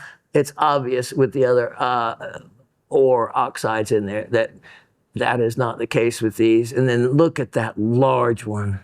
That's a rare beauty. They should all be just left as they are, in my opinion. But again, oh, I even have on there circa 70s. Yeah, I just knew these were that from that long ago. $68 for them all. $68. That's like a clearance deal. Boy, I got to get hustling here. Okay, item 1223. 12. Hold on. And with my handy dandy 1223 224. I need to replace the ink in my printer. It's skipping on me a little. All right, here is one of the finest quality pieces you're going to see for what it is. And let's go back to Alberta. Look at that. Yeah, look at that. Now, let me tell you why this is what it is. Oftentimes when you see that, first thing you think, oh, that's a triplet. And I'm talking, yes, they make a lot of triplets in ammonite. This is, of course, is from the fossil ammonite, but then you look at it from the side and this tells the story.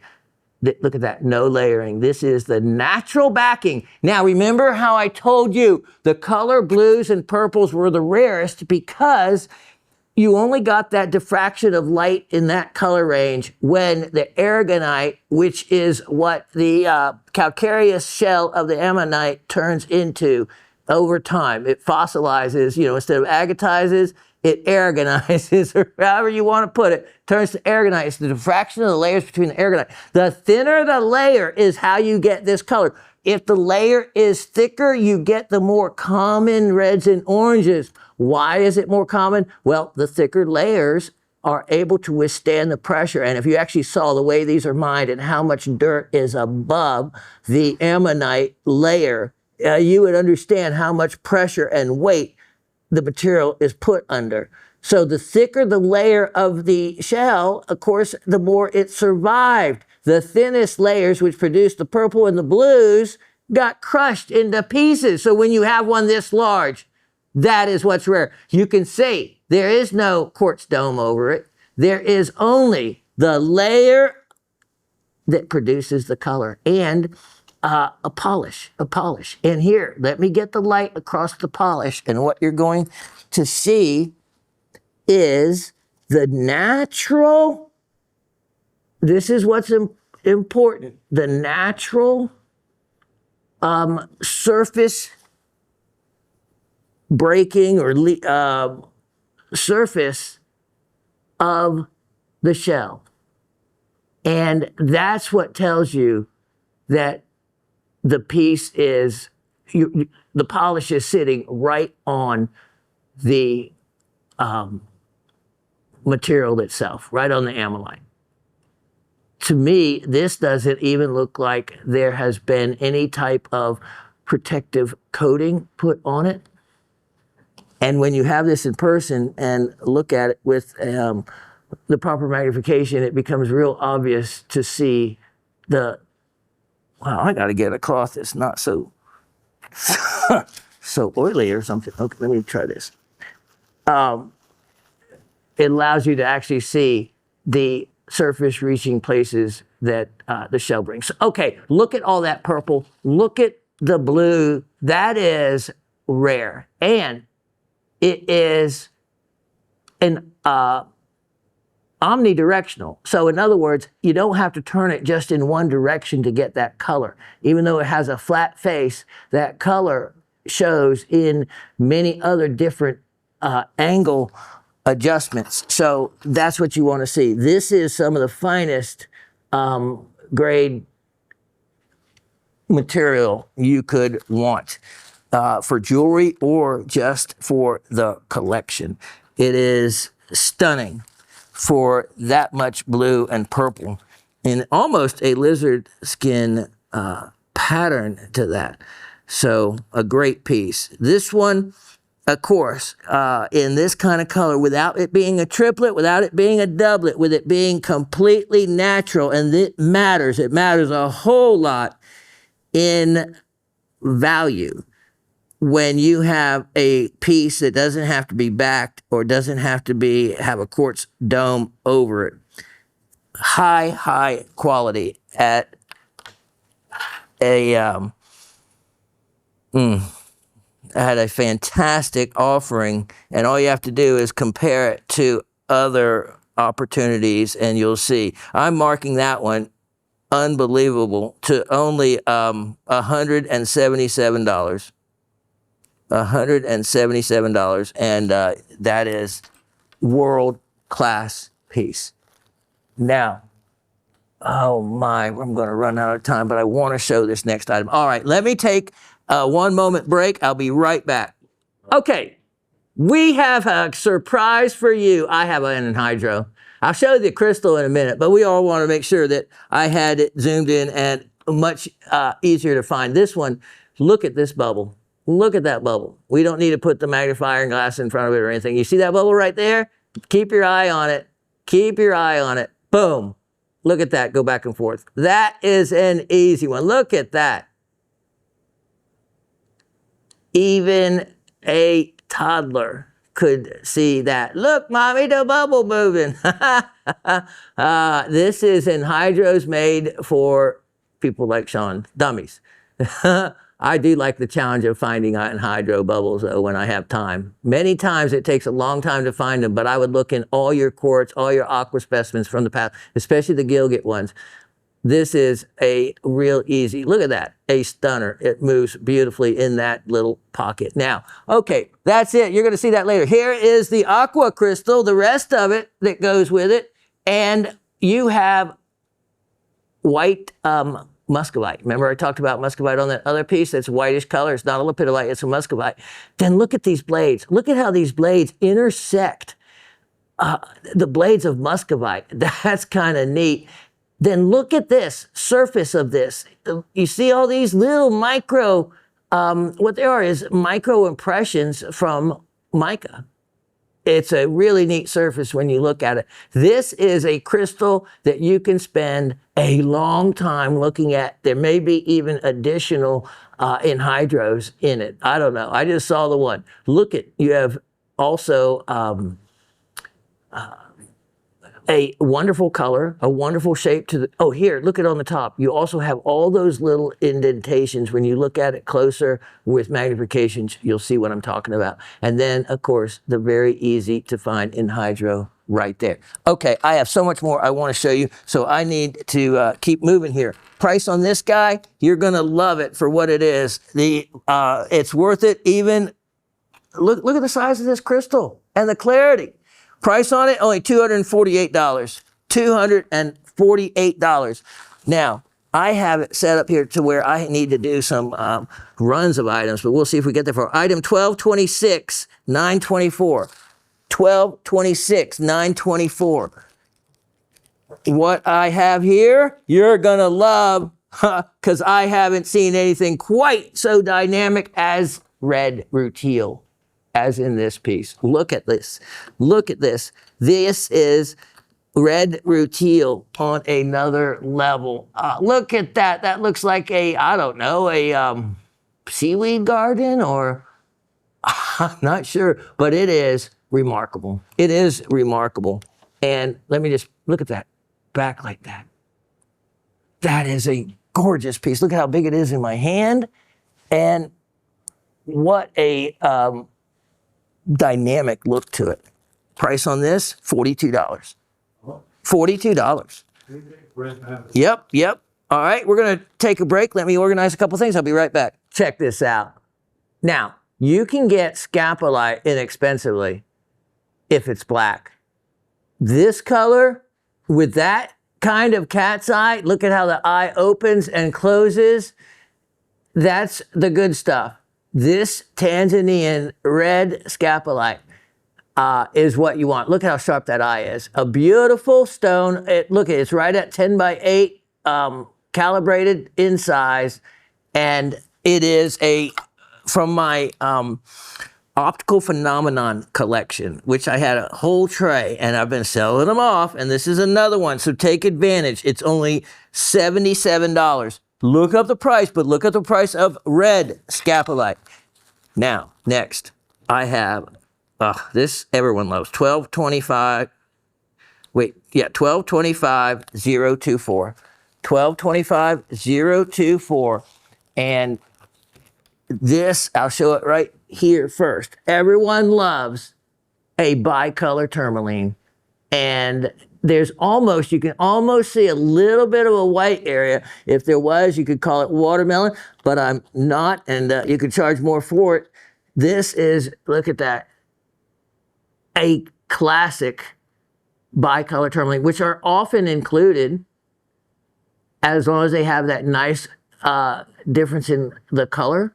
But it also is going to make it a really good deal for someone. And that really good deal, let it be yourself, because guess what? It's only $36. $36. And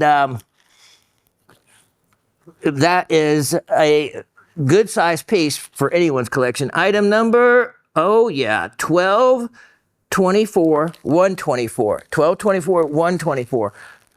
I have enjoyed this ring. I've always liked them, and Raven and I actually, she has a nice collection of them. This one was the guy's size. Okay, here is the stone. Here is the ring, and it is a perfect item for those of you that might need to have some important pill you have to take along the way during the day, don't know where to keep it. Well, poison pill, because the idea was, of course, in the old days, was to have a secret pill that, you could, bite or, crush or whatever. Look at that. Wonderfully finished sterling silver, a nice snap down top. You can put a stash money in there, whatever you want. It's just neat. It's a neat item. Look at that. See that crown? Anna King jewelry. So my silver maker. And this will fit, and picture Jasper and the skull. Didn't even talk about that, but I like the rest of it. And check this out: that much silver, $58 for the whole piece. Only $58 for the whole item. So an excellent opportunity on a very unique type of item. Now let's look at. Oh boy, I'll pass on this for now. Let me get to. What do we have here? I have next for you something that I tell you what, if I could show you quickly. Okay, well let me do this. Item number 1221 724. And take a look at this. It's not the same piece. It's a different piece. Look at that. Completely natural face, as you can see. Completely natural from the side. Here is another opportunity. So this could be cut into a shaped cab. It could be left as it is. But what is important about it is, again, the stunning blue with the green accents. That is a very collectible, valuable piece. You could just drill it simply if you wanted to be able to have a piece of jewelry without having to do much work whatsoever. And you're going to love the price on this. Only $78. I can assure you, the size that this is, look at that. And the color for that kind of opportunity, again, feel free to go. I always encourage that, because then it just makes me look good. Free to find it somewhere else. Okay, look at this. Item 1222 924. 1222 924. I only have one of these, and the one item contains both of these strands. And this is a quality that you normally don't see. Look at this rainbow moonstone. Rainbow moonstone. Facet grade quality. Mostly I just blue. I put blue moonstone. Maybe some yellow. The blue moonstone. Here's another item only in the high grade qualities, the prices are crazy expensive. This is, you can see, look at the clarity. This is about as good as it gets, especially in beads. So this is 2 strands. It will string 32 inches. They're unstrung, but they're already on this string. You could tie the 2 together yourself and make a necklace just as it is, because I've done it before. So you have a lot to work with, or make a necklace and bracelet. Look at that. So that kind of quality, only have the one opportunity, which will includes both those strands, $36. $36 for them both. Now, next, I need a moment of time and hope I have it, because I am going to show you a gemstone fossil. What is a gemstone fossil? What I'm getting ready to show you, you have not seen before. But think of, not in this show. Let's go through these as quick as we can. And start off with this one, item 1226-724. 1226-724. And what you're going to see is, imagine an orthoceras, okay? That is that elongated critter that looks kind of like a squid and has the tentacles coming out. Well, imagine it in a smaller size.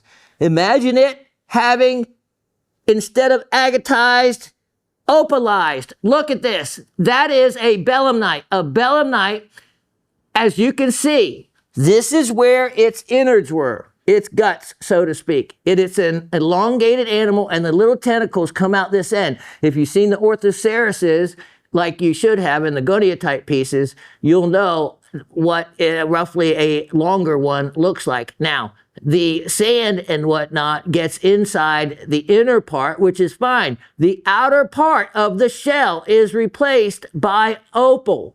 This is where the end and parts of its guts. So it continued to grow longer. This is indefinitely always kind of cool and indicative of exactly a belemnite. Plus the shape. Look at the colors in this. Look at the fire.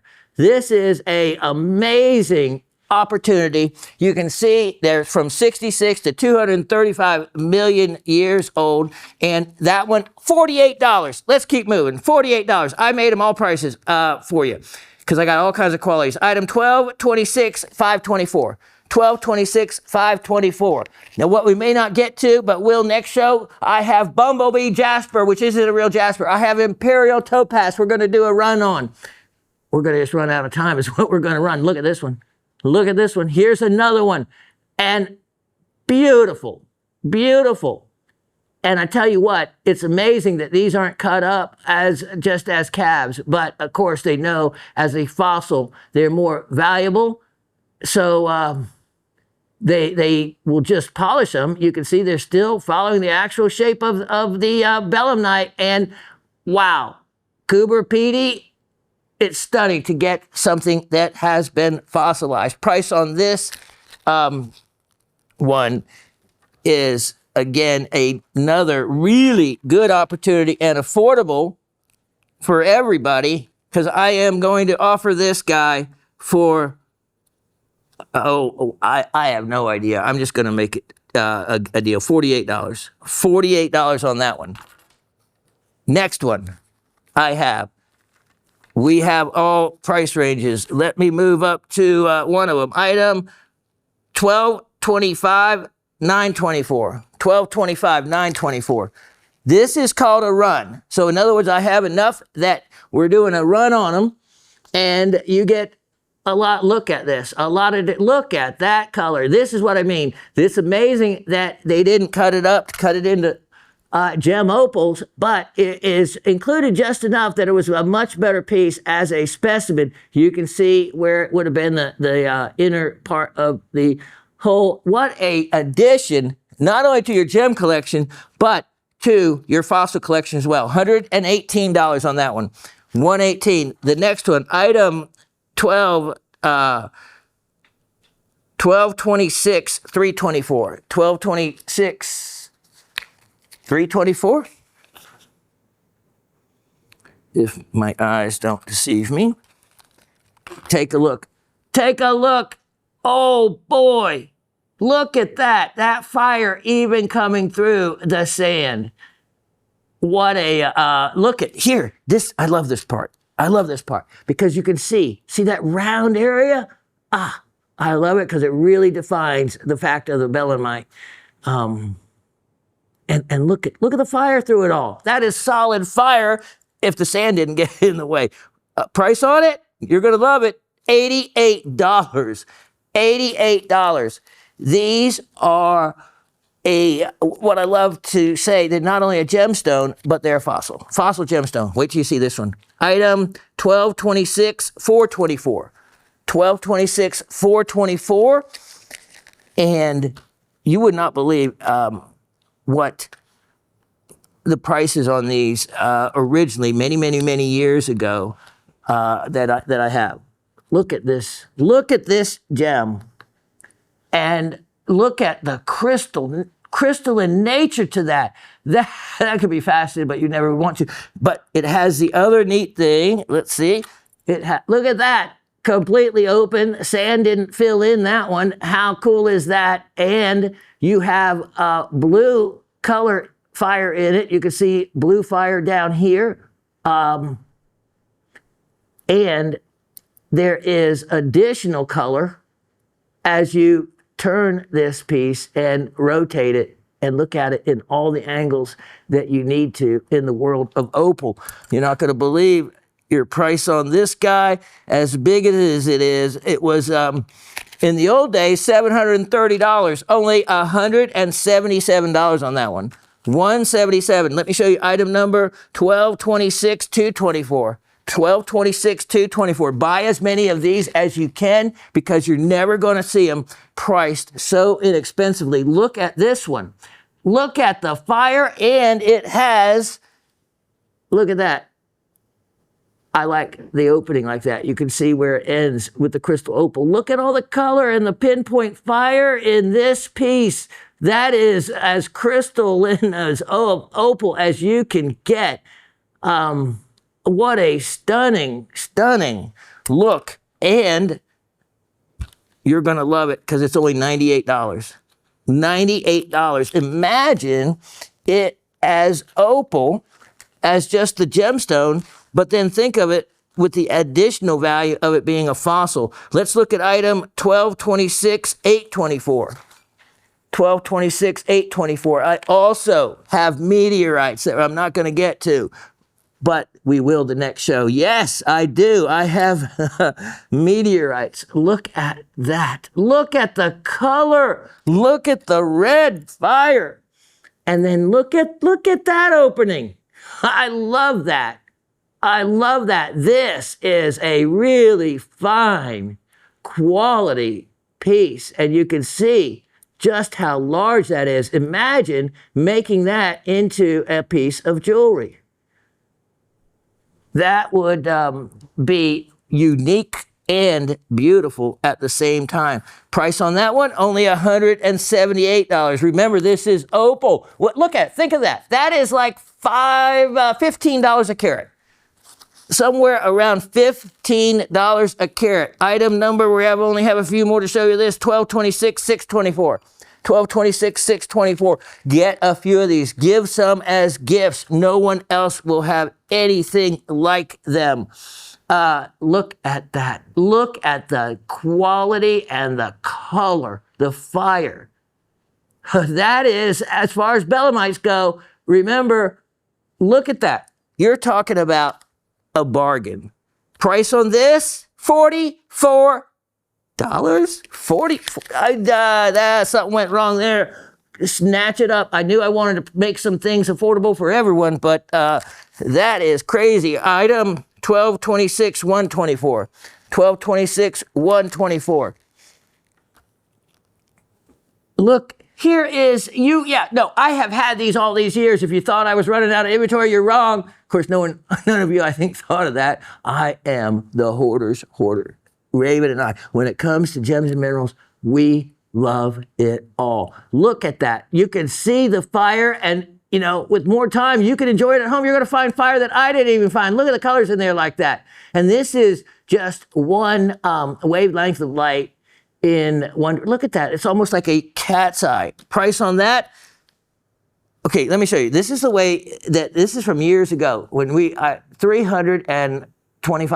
25 at only 25 a carat. It was only $325. I'm offering that for $188. I think that comes out to, I don't know, $15 a carat or something. And for this quality opal at 15 a carat, what a value. Item 1226024. We're going to have to wrap it up in just a minute, but I wanted to make sure I got through all of your choices here so you could see everything being offered before anybody else, because I have other places to go with these if you don't scoop them up. Take a look at this again. I always like that. It's kind of neat seeing it from the inside. Some of you may not. Maybe you want just all opal. Look at that. Look at how far that goes back in there. There's a word for that, but I won't tie you up with all that information at the moment. We'll get into that at another time. So another, look at that, striking piece of opal with fire in all directions. And it's a fossil, $138. $138. And I have the last belemnite coming up. Item 1225-824. 1225-824. Let's look at this. Ooh, what a beauty. Yeah, well, I think I finished on the best for last. Let's look at this one a moment, because I see some serious fire in it, some incredible reds, and a large size, 25 carats. And what a showpiece for someone's collection, whether it's a gem collection or a fossil collection. This will stand out amongst either group. Like I say, it's a gem fossil or a fossil gem. That is a fine, fine quality piece, and the remnants of the end of it as well. Price on this one, you might know, $248. But let me show you. The price it used to be that it was selling 17 a carat, $400. I tell you what, make it $228. $228. An exceptional value for an exceptionally unique and rare gem. And I probably have a larger selection of belemnites than you'll find, I think, pretty much anywhere else, and be able to see them like that. Okay, so our time is wrapping up, but let me just flash something for you for next week that I just am going to tease you for a moment about, because this is something, not only do you need to learn about the stone, but it is a stone you may not have had an opportunity to get in on for a long time.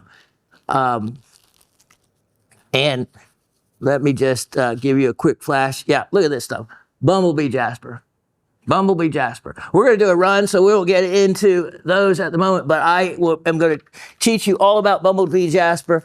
I have some large meteorites, just teasing there. You can't see through them, but that's fine. And then look at this. I have a bag, look at a run of imperial topaz, not only crystals, but faceted and clean faceted, and at a great price. So lots going on, lots I didn't get to.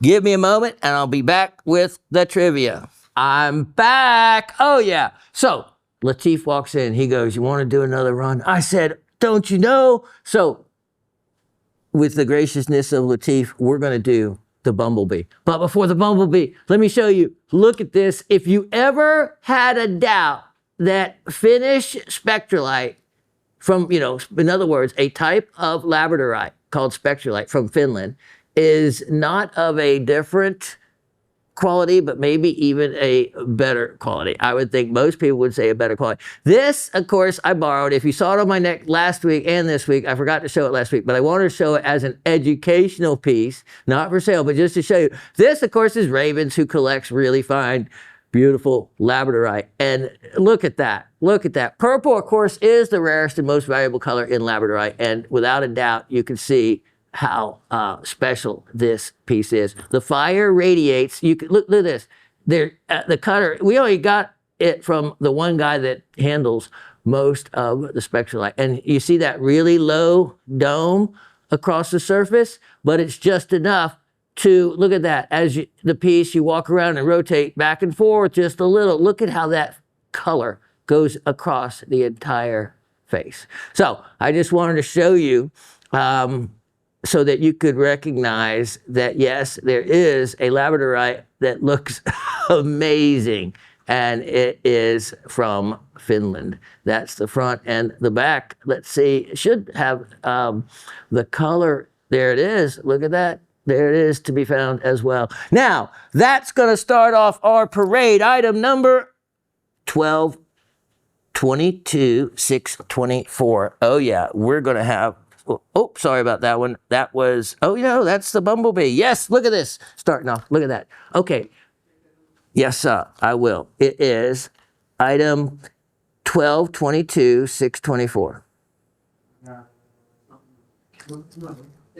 There we go. All right, Indonesian bumblebee. Okay, they call it jasper. It has not seen any jasper in its entire life. Like so many things that are called jasper, it is not.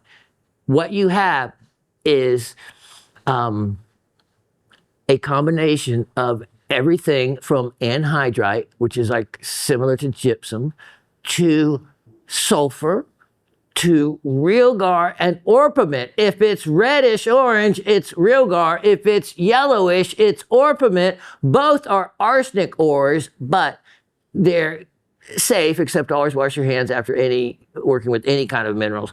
But because they're tied up as a molecular combination instead of just in its pure form. Okay, also pyrite.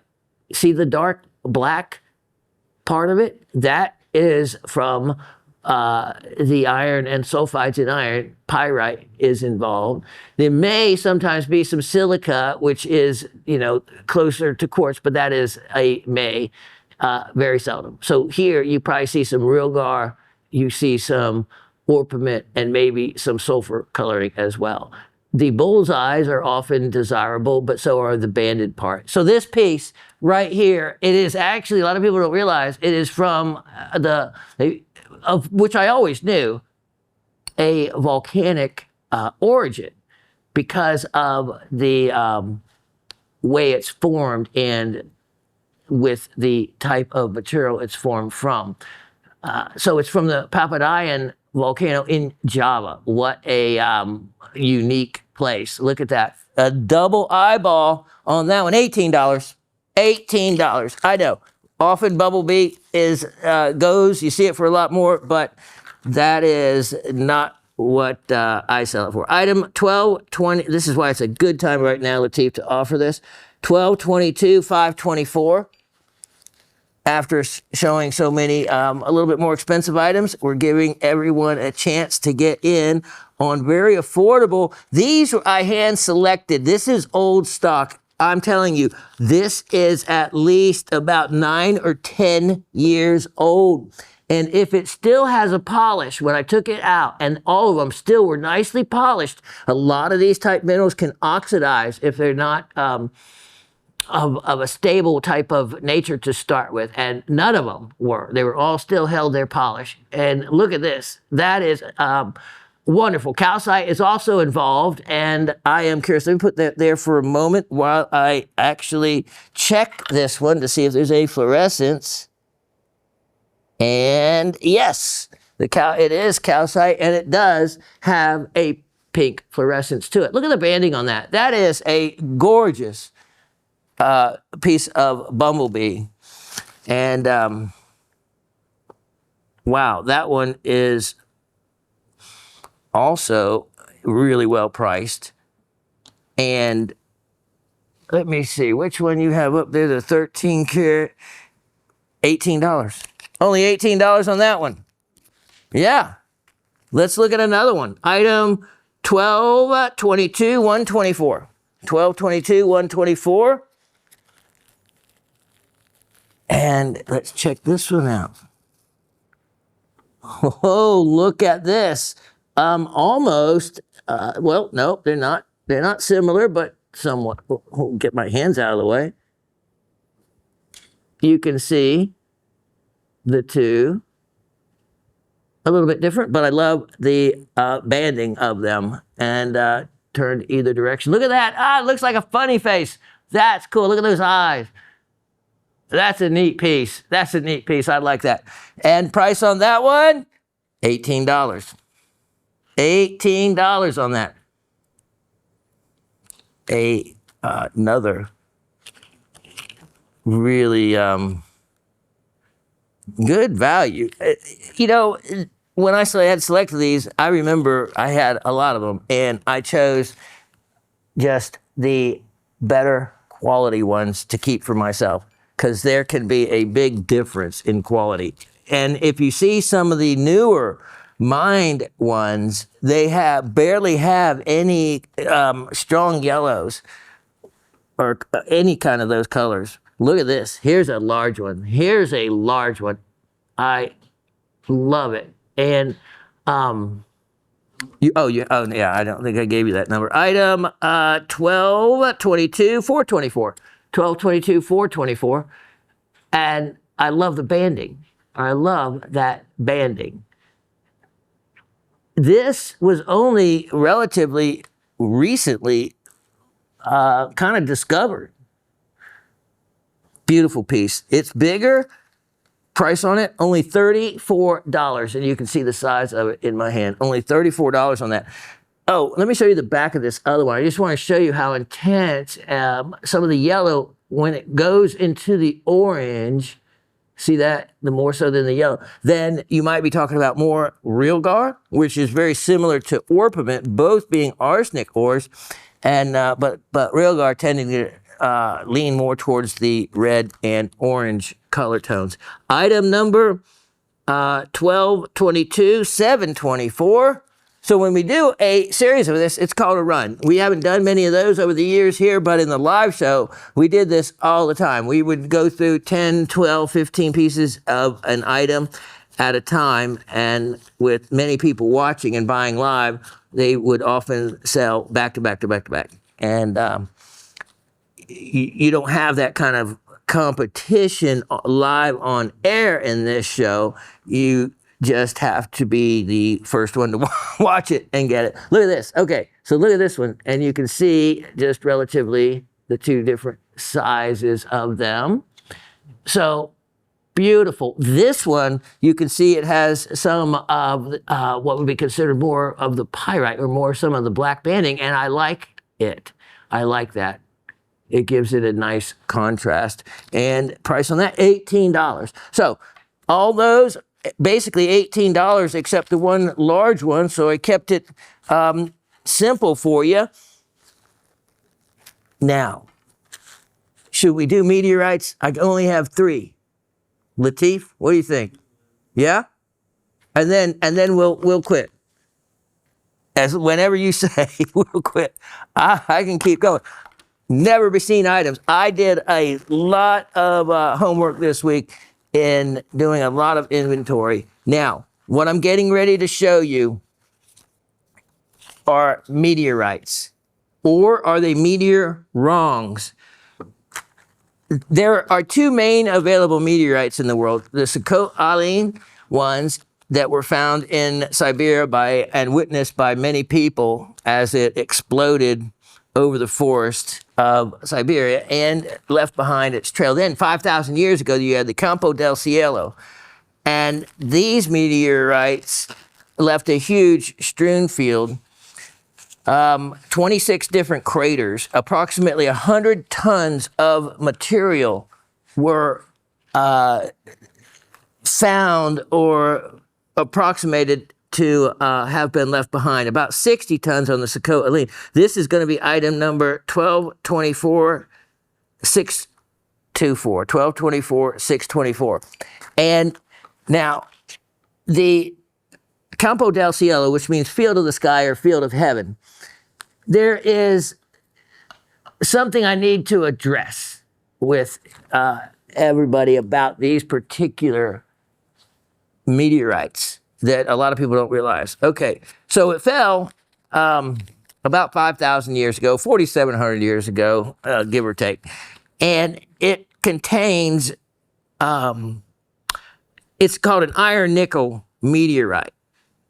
92% iron, about 7% nickel. The rest is cobalt, phosphorus, germanium, gallium, and some iridium even. It was discovered in 1576 by the Spanish, but prior to that, the natural iron had been used by indigenous people for a long time before that. And now, should be asking a particular question. This is considered what's called a polycrystalline coarse-grained octahedrite. It is a type 1AB-Mg, and yes, they have a different type for many different meteorites, but I'm not going to require you to know that, and I haven't really familiarized myself with all the different kinds. The most important is stony meteorites and iron-nickel meteorites. Now, this type of meteorite will have two minerals in it, kamacite and taenite. Those are the most important ones. There's a slight difference in them. Kamacite has about 7.5% nickel. Taenite has about 25% nickel. Why this is important, I'll tell you in a moment. The crater that was left by the largest piece was 377 feet by 299 feet. That's huge. 400 by 300 or so. That's a large crater. The strewn field was 11.5 by 1.9 miles. So that's a pretty good sized strewn field. It came in at a low angle, and when it exploded, it left a lot of, like I said, 26 different craters across an 11-mile area. Now, here's the thing a lot of people don't know about these. There actually is a Wittmann-Staten pattern. If you're familiar with the Munja-Lusta meteorites from Sweden, that is the pattern that when you etch them with acid, because of the difference in the metallurgy between the kamacite and the taenite that are in the meteorites, you bring out one etches slightly faster and more than the other. So you get this gorgeous pattern. But the difference is the banding of the difference in the minerals is about 3 millimeters. In other words, it's a lot greater. It's not as fine like the Munja-Lusta ones are. So when you etch them, you don't get that really beautiful look like you do the others, yet they still have that Wittmann-Staten pattern to them. Let me show you a little bit of it. Here it is. When you see this, now you see that perfect 90-degree angle?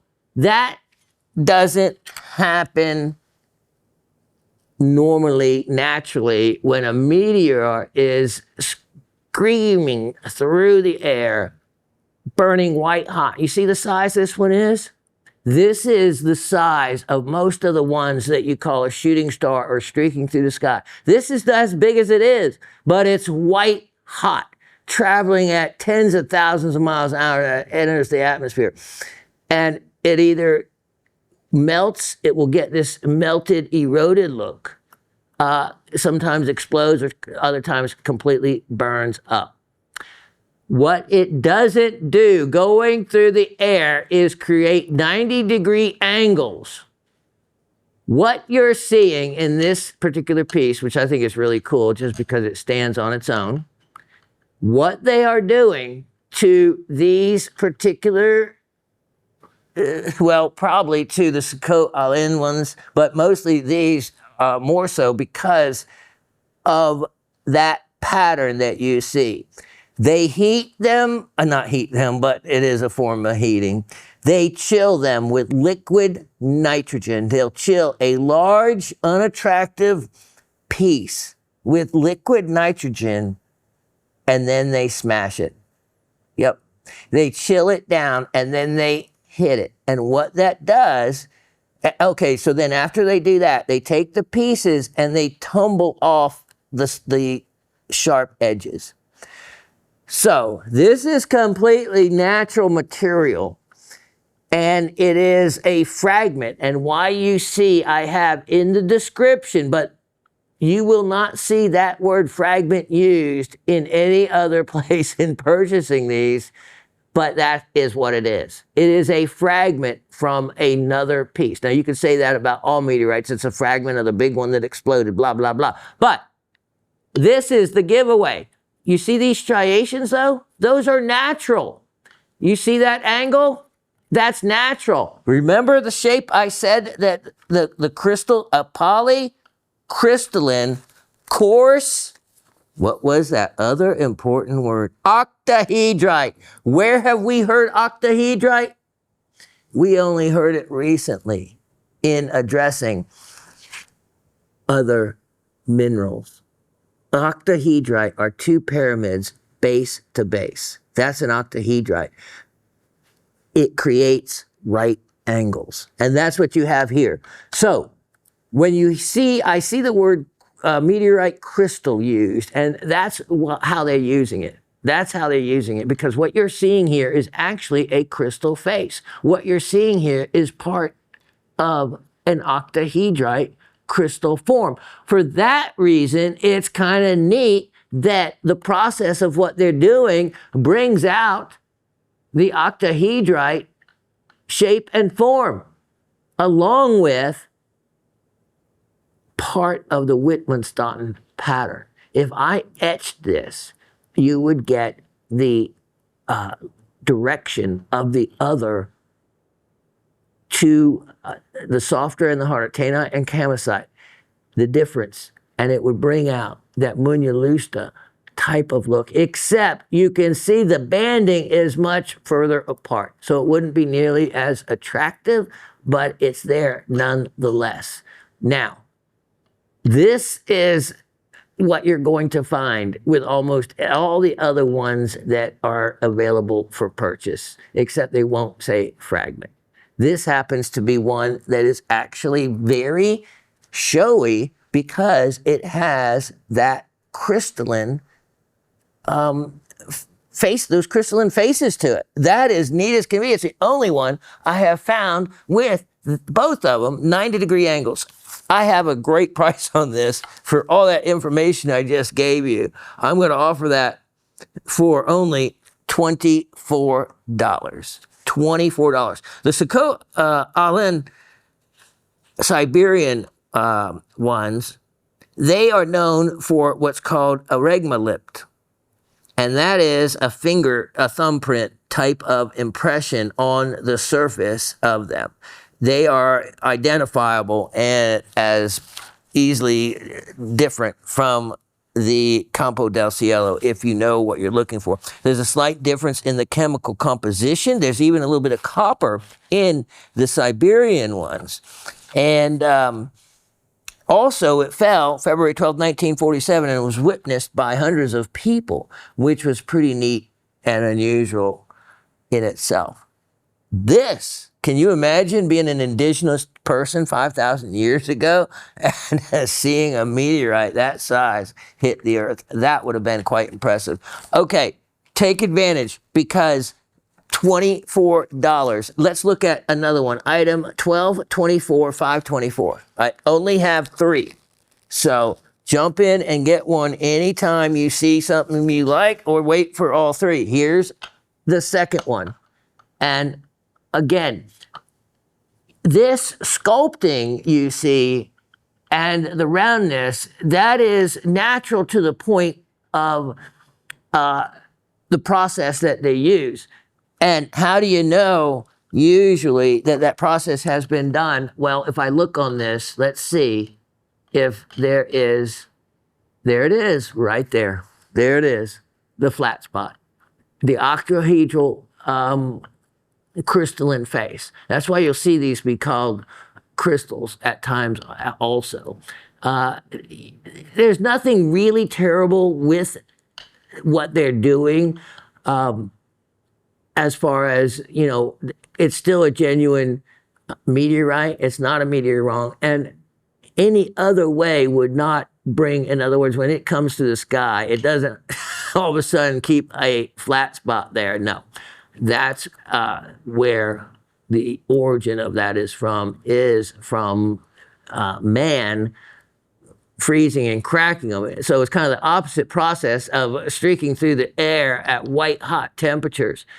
But it does bring out the face like that. So there's two ways to look at it. What you would see as what a natural one of these, and a lot of them are not very attractive.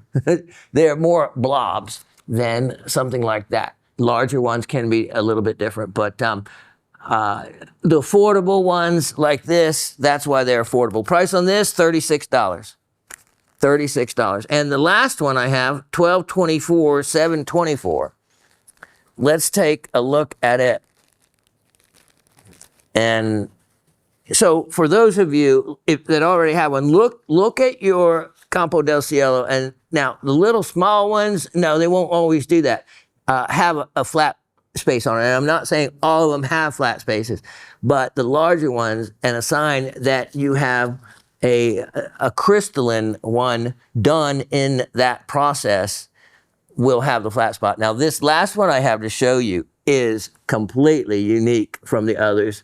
Okay, here it is. All right. Now, I actually, and why I kept it was because, yes, you see something moving. Let me show you.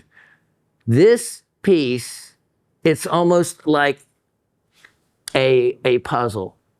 You have this, look at this. You have this moving piece. You have this moving piece.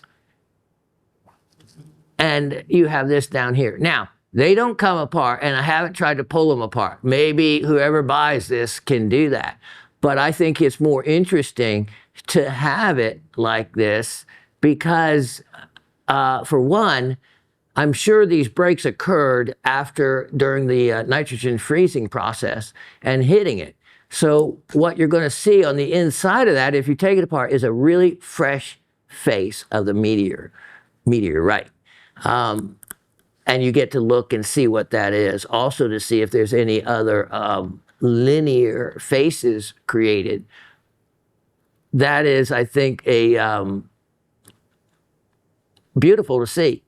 Again, with that, if you took this face and acid etched it, you would bring out the Wittgenstein pattern of that.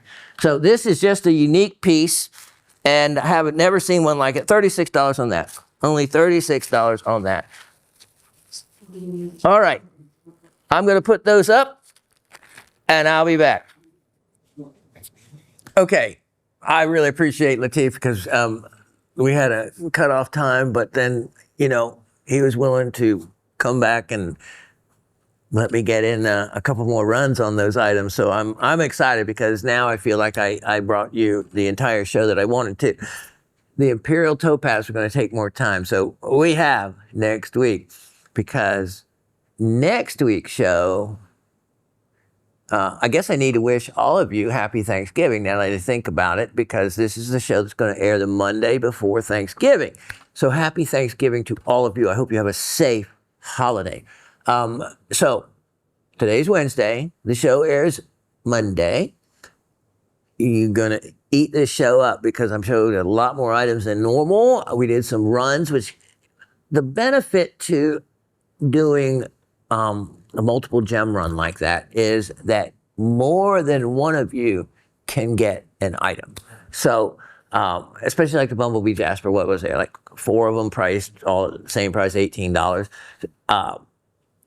So I feel better that more of you can get in an opportunity. The Belemnites.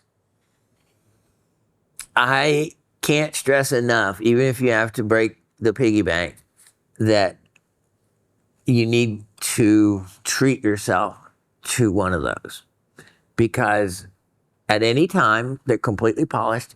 You could easily make or have them made into a drop pendant, let's say, okay? Or, how beautiful, a single drop earring. I've learned from the hippie chick Raven, you know, that's all cool and in, you know? I don't even know how many holes in her head she has. I quit counting. She added some more that I asked her. I said, is that new? Well, I got it like a year ago. Well, to me, that's new because maybe it took that long to notice that there was a new hole in her head. We won't get into the hole in the head thing. That's when, I get a frying pan maybe thrown at me or something. But anyway, I like her style. She wears amazing. Only someone like her, along with what she wears, anyone to pull off what she does. I mean, anybody that followed the Grateful Dead around and was one of the last of the true Deadheads, got to be something going good for her, right? And I like her style. Besides, she got her first rock a year before I did, at 10 years old. Yeah. And she saw one of her rocks in my inventory. I knew it wasn't one of mine, so that's why I had inventory. But it's a gorgeous geode, right? And she just came over, and that's mine, and took it back to wherever she takes her rocks back to, down the hall somewhere. So I'm always conscious that she came with a collection, and then I've given her gift items too that are off limits. So when I talk about items that I think every collection needs to have, the Belemnites are one that every collection needs to have because it covers the fossil end and the gem end. And there's only, and it would make a great trivia question. Do I want to make it a trivia question? Maybe. So anyway,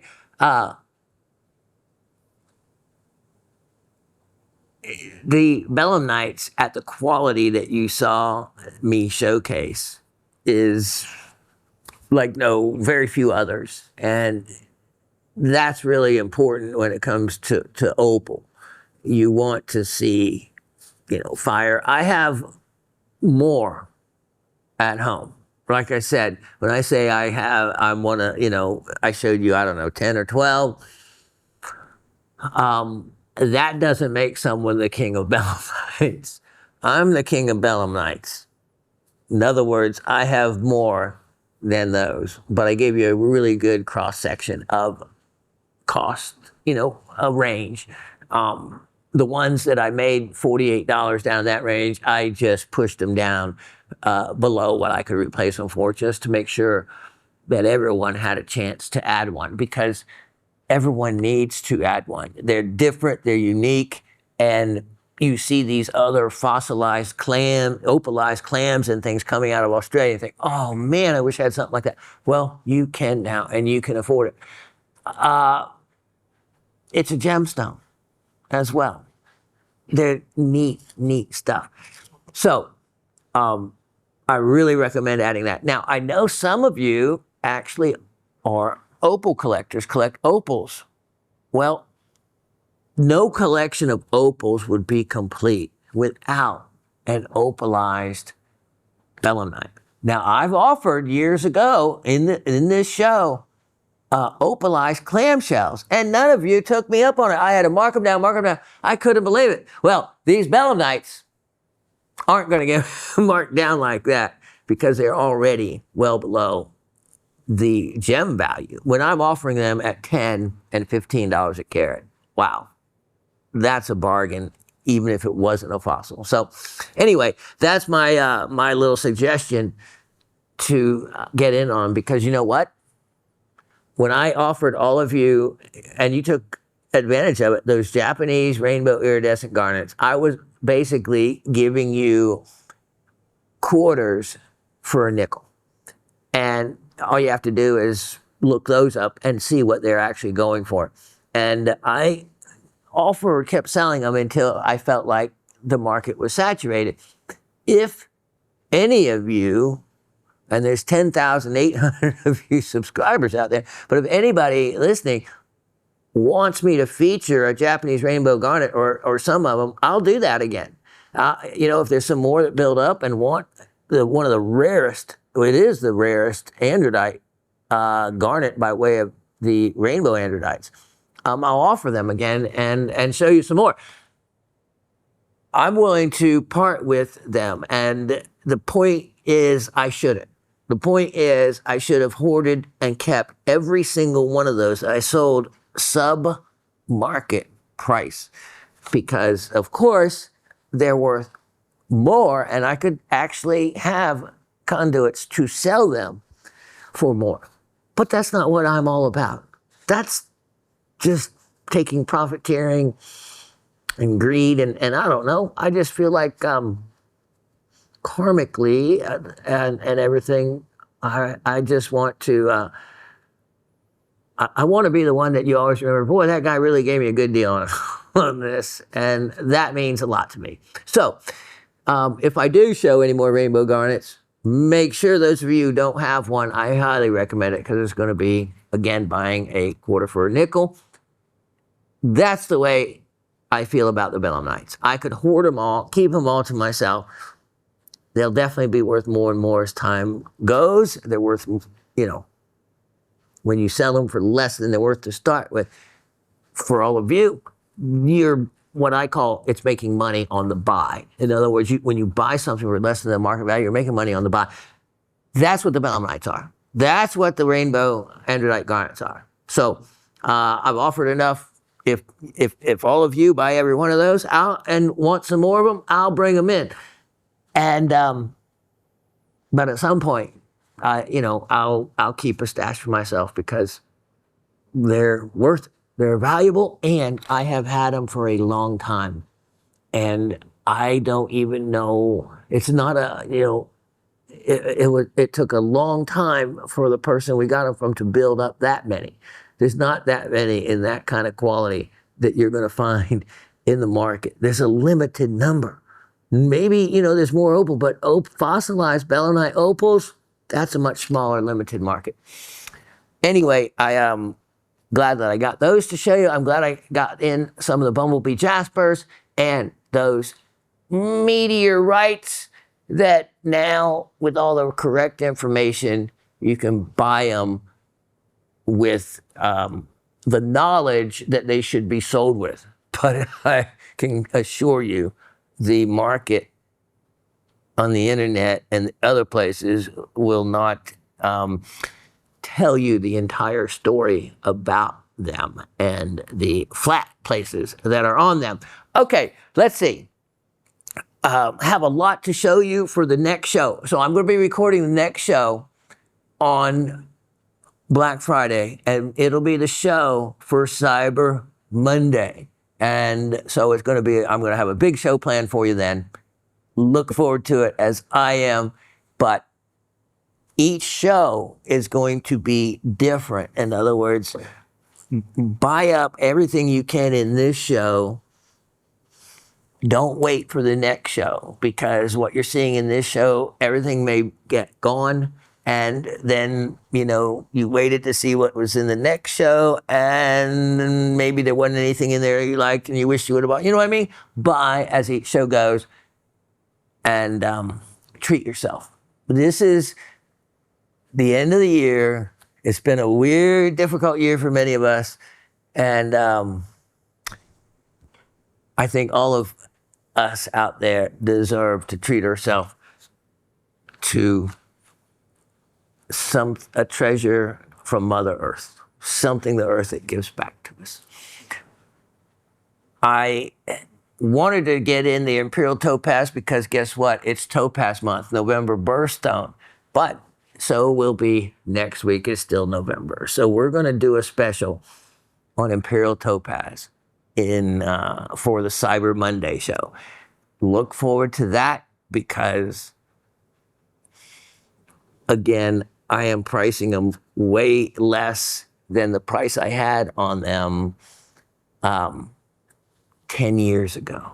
So I'm excited to feature those to you also. Okay, that's enough of me rambling. Have a wonderful, safe, and loving Thanksgiving. Scoop up as many family members as you can, And if there is any wayward orphans out there, that don't have a place to go, bring them into your home, feed them a meal, and tell them that you love them and that they're loved by the world. You'll feel better for it. Their belly will be full, and you'll be passing kindness forward. I recommend it. It's a feel-good type of act to do. God bless all of you. Thank you so much for the continued support of the show. I really need it going forward. And yeah, you know what I mean. You know what I feel.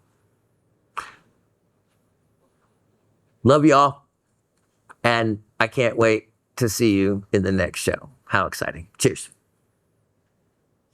April Fools. You know what? I was so into presenting you with new jewelry and talking about the next show. It's so excited. Latif said, did you ask your questions? You all are probably sitting out there. Did he ask your questions? No, I'm going to do it right now. I'm not going to stray. We're going to go straight to those trivia questions. Get ready. Now, remember, no Googling the answers, no artificial AI, no, once you start the trivia question process, no going back and listening to the show. You can listen to the show as many times as you want prior to the questions. And but when we get to the questions, then, of course, it's the honor system. And it seems to have worked out really well. Giving away cool stuff. So hopefully all of you will participate. And those of you that I had mentioned last week that haven't, that left your comment, and Miss Heidi, you're going to be getting your item as well. And yes, we do have your information. So that's, I think 3 out of the 4. We're looking for the last one to get a free kyanite necklace for leaving your comment. Just go and remember to find me or to leave your comment. It is Shawn@gems.com. To find out information about the site, about the other videos, and this video as well, you can just go to YouTube if you want to see the video. But more information, go to gemshopping.com, go all the way to the bottom, so the little tiny letters that say site map. Click on that on the right-hand column, scroll all the way down, but not quite all the way, to where it says Ask Shawn. Click on that and it opens up a whole world and shows you right where to leave the comment. It's right there. And also just your name and address, I think, is what we need to make sure that we get the item to you. It'll tell you everything to do it more so and better than what I can do. Since I am just forgetting trivia, who knows? All right, let's do this. Trivia. Ready? Question number 1. What is the reason why blue and purple is the rarer color in ammolite? What is the reason or causation as to why blue and purple are the rarer color in ammolite compared to the more common colors of red and orange? Why?